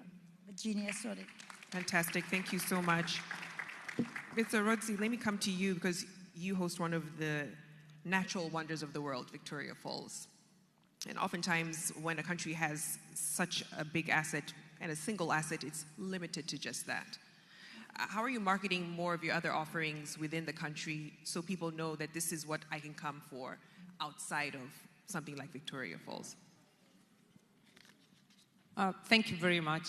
Yes, Victoria Falls is our pride and a pride of the region, SADC as a whole. And we are happy to share. So when I was sitting there in the morning, someone was sitting behind me, was telling their neighbor that I'm from Zambia and we own Victoria Falls. That's our best.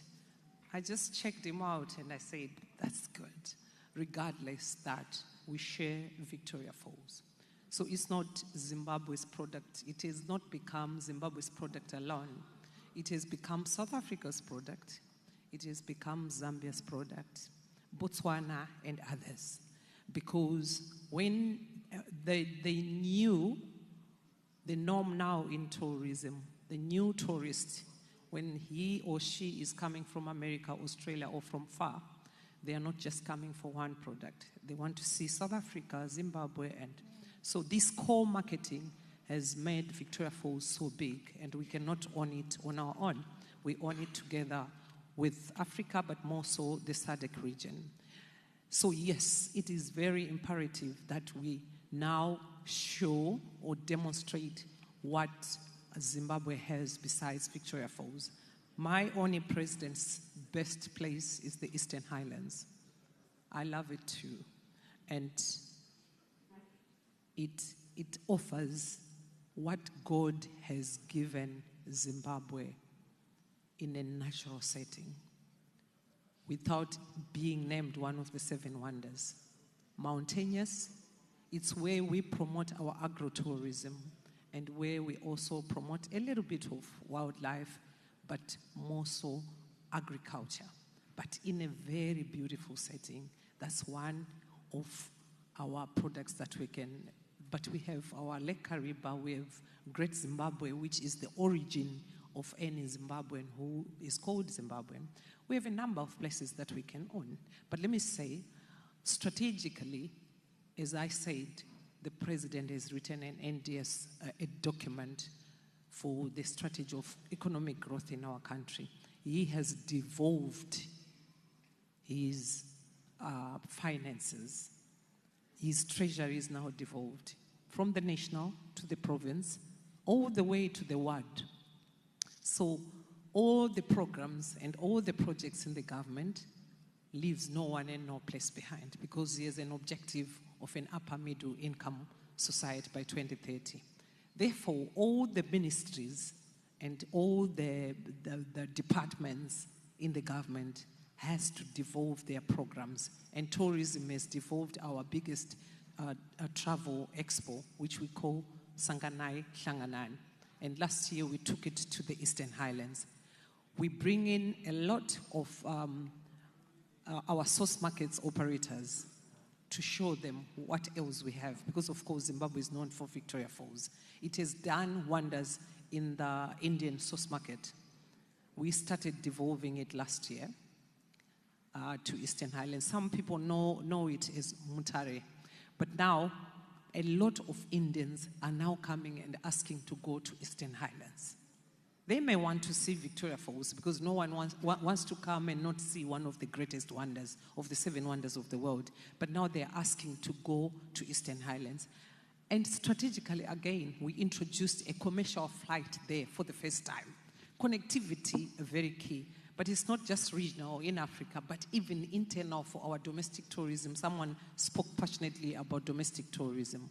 But now, if we offer, or if we demonstrate the world that we have something else, how do they connect to go there?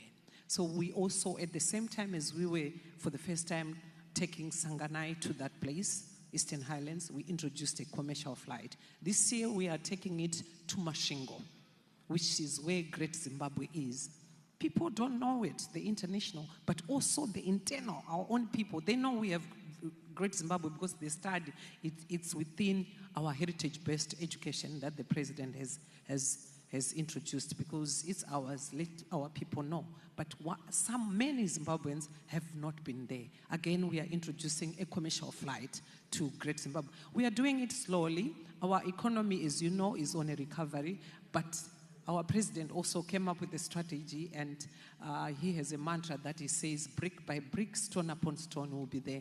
So every year as tourism, we are introducing other products and other facilities that we have in our country. And when we move going there, because of the budget issue that the Minister Balala was talking about, when I talk about my budget in cabinet, in parliament, it's only now because we have won these awards that you spoke about. Now I can be heard.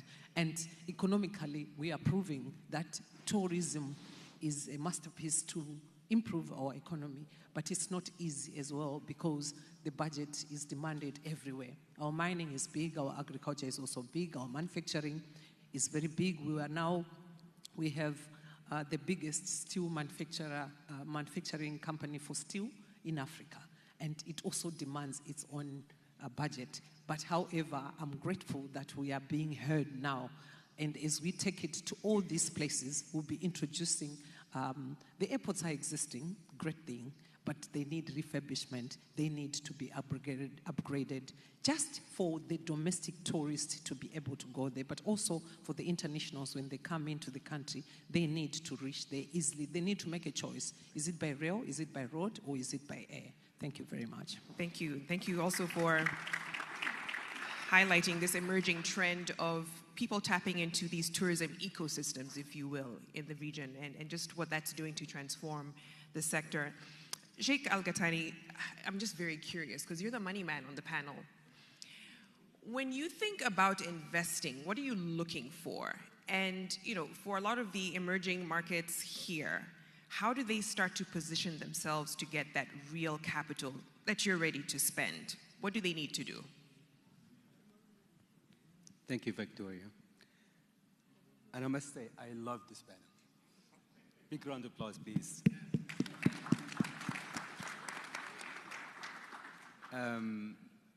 National and natural assets are very important. But I really believe that private sector and capital follows not only confidence, clarity, but investable environments.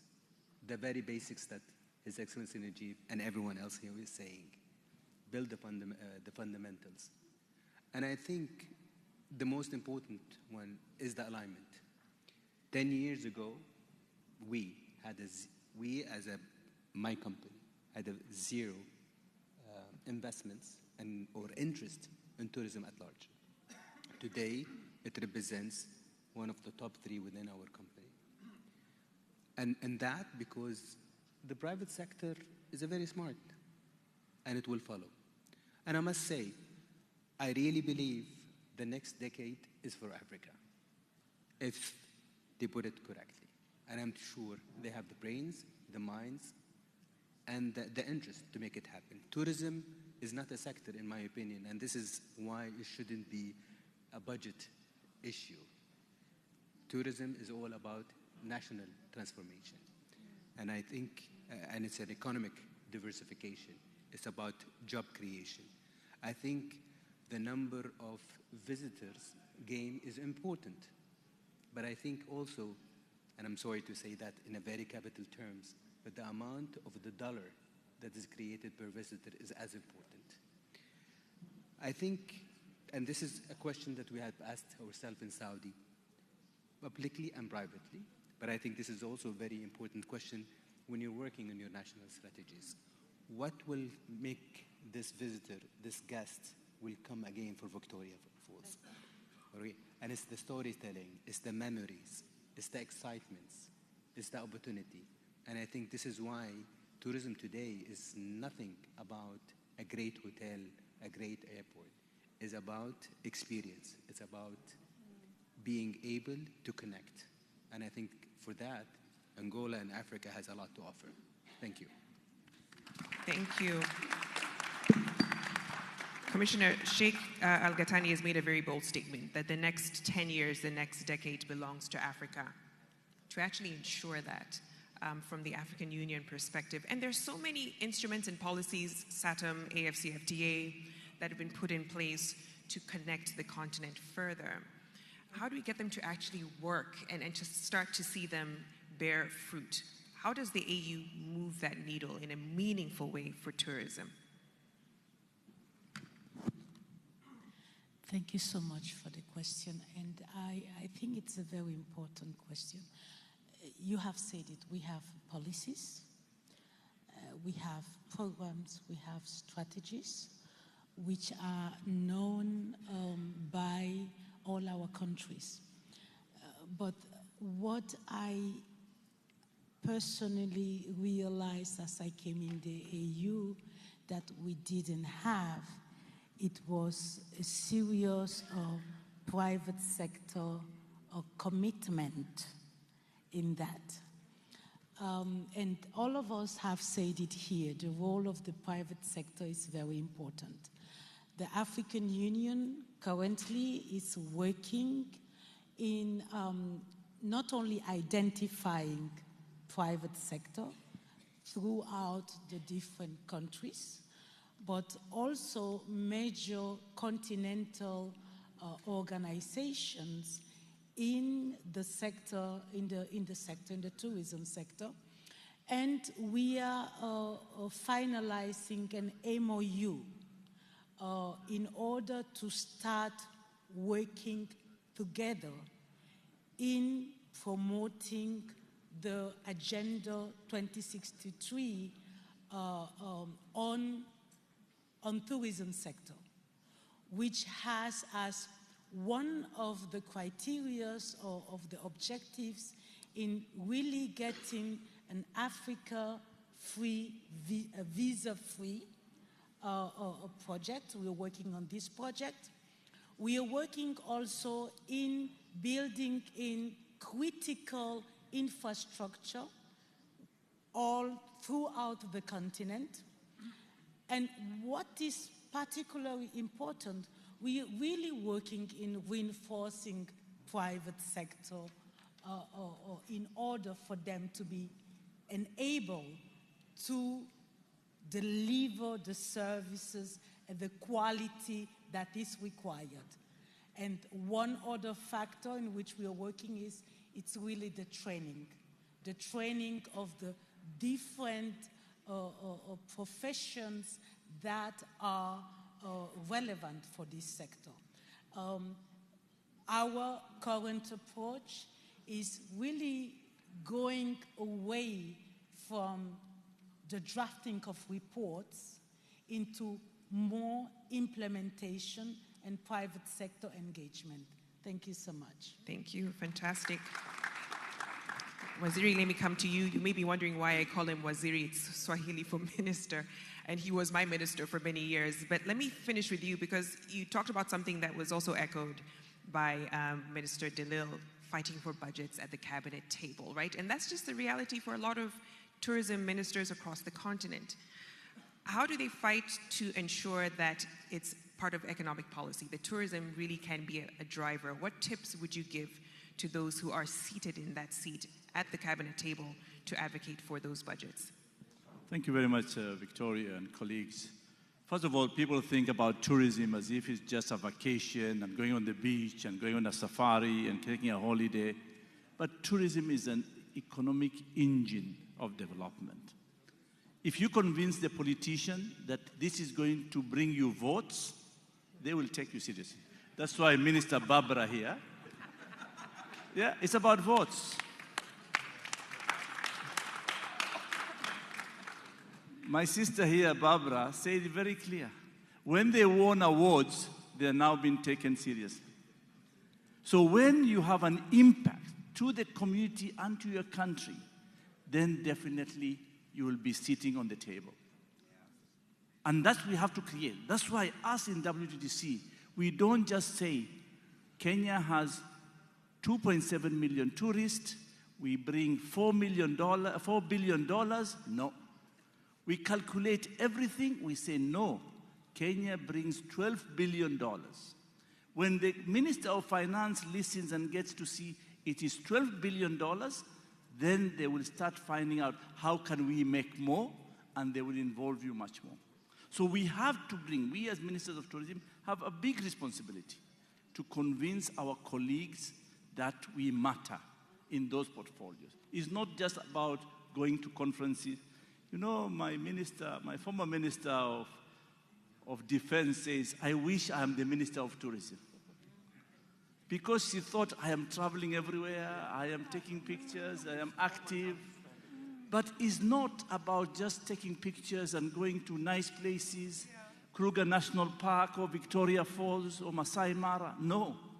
It's about how do we create economic a ripple effect to the economy.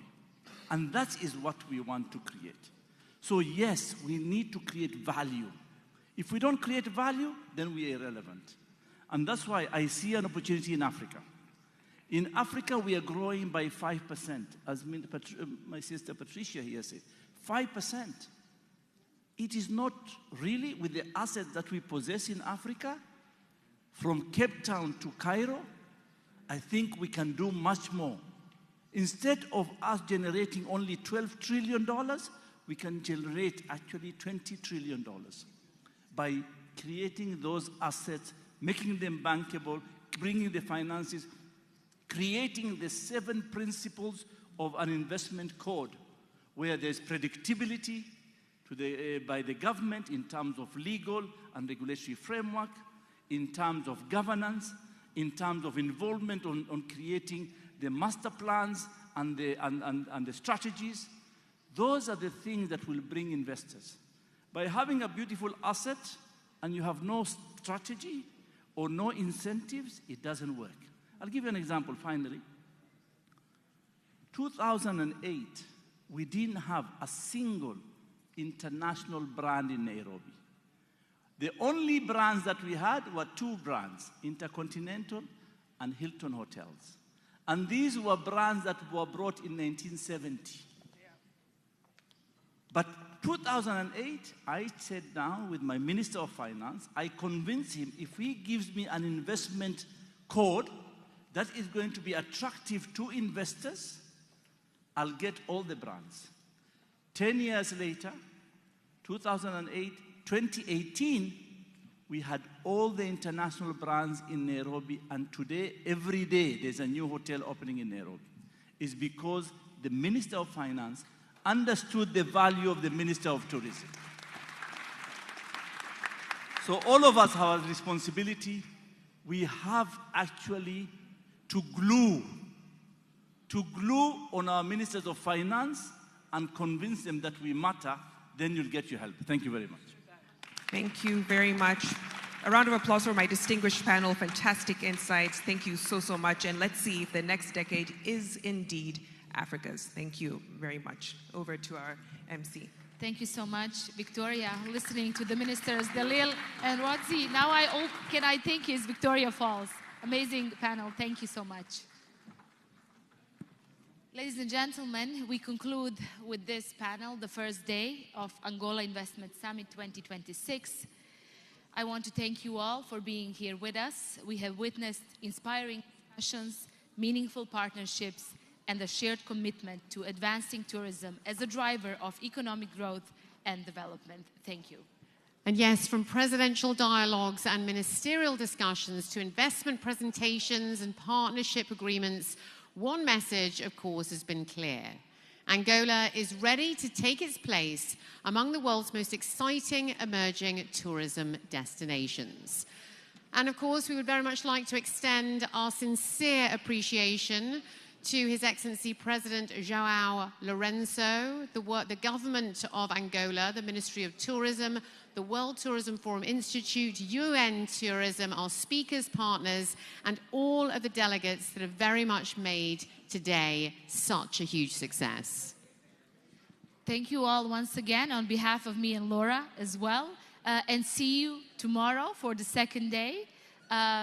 Your Excellency, Minister Marcio Daniel, thank you for inviting us after meeting you in Berlin. And I'm really happy that I get to know your country. Thank you all. Thank you. Thank you so much. Have a great evening ahead. Thank you.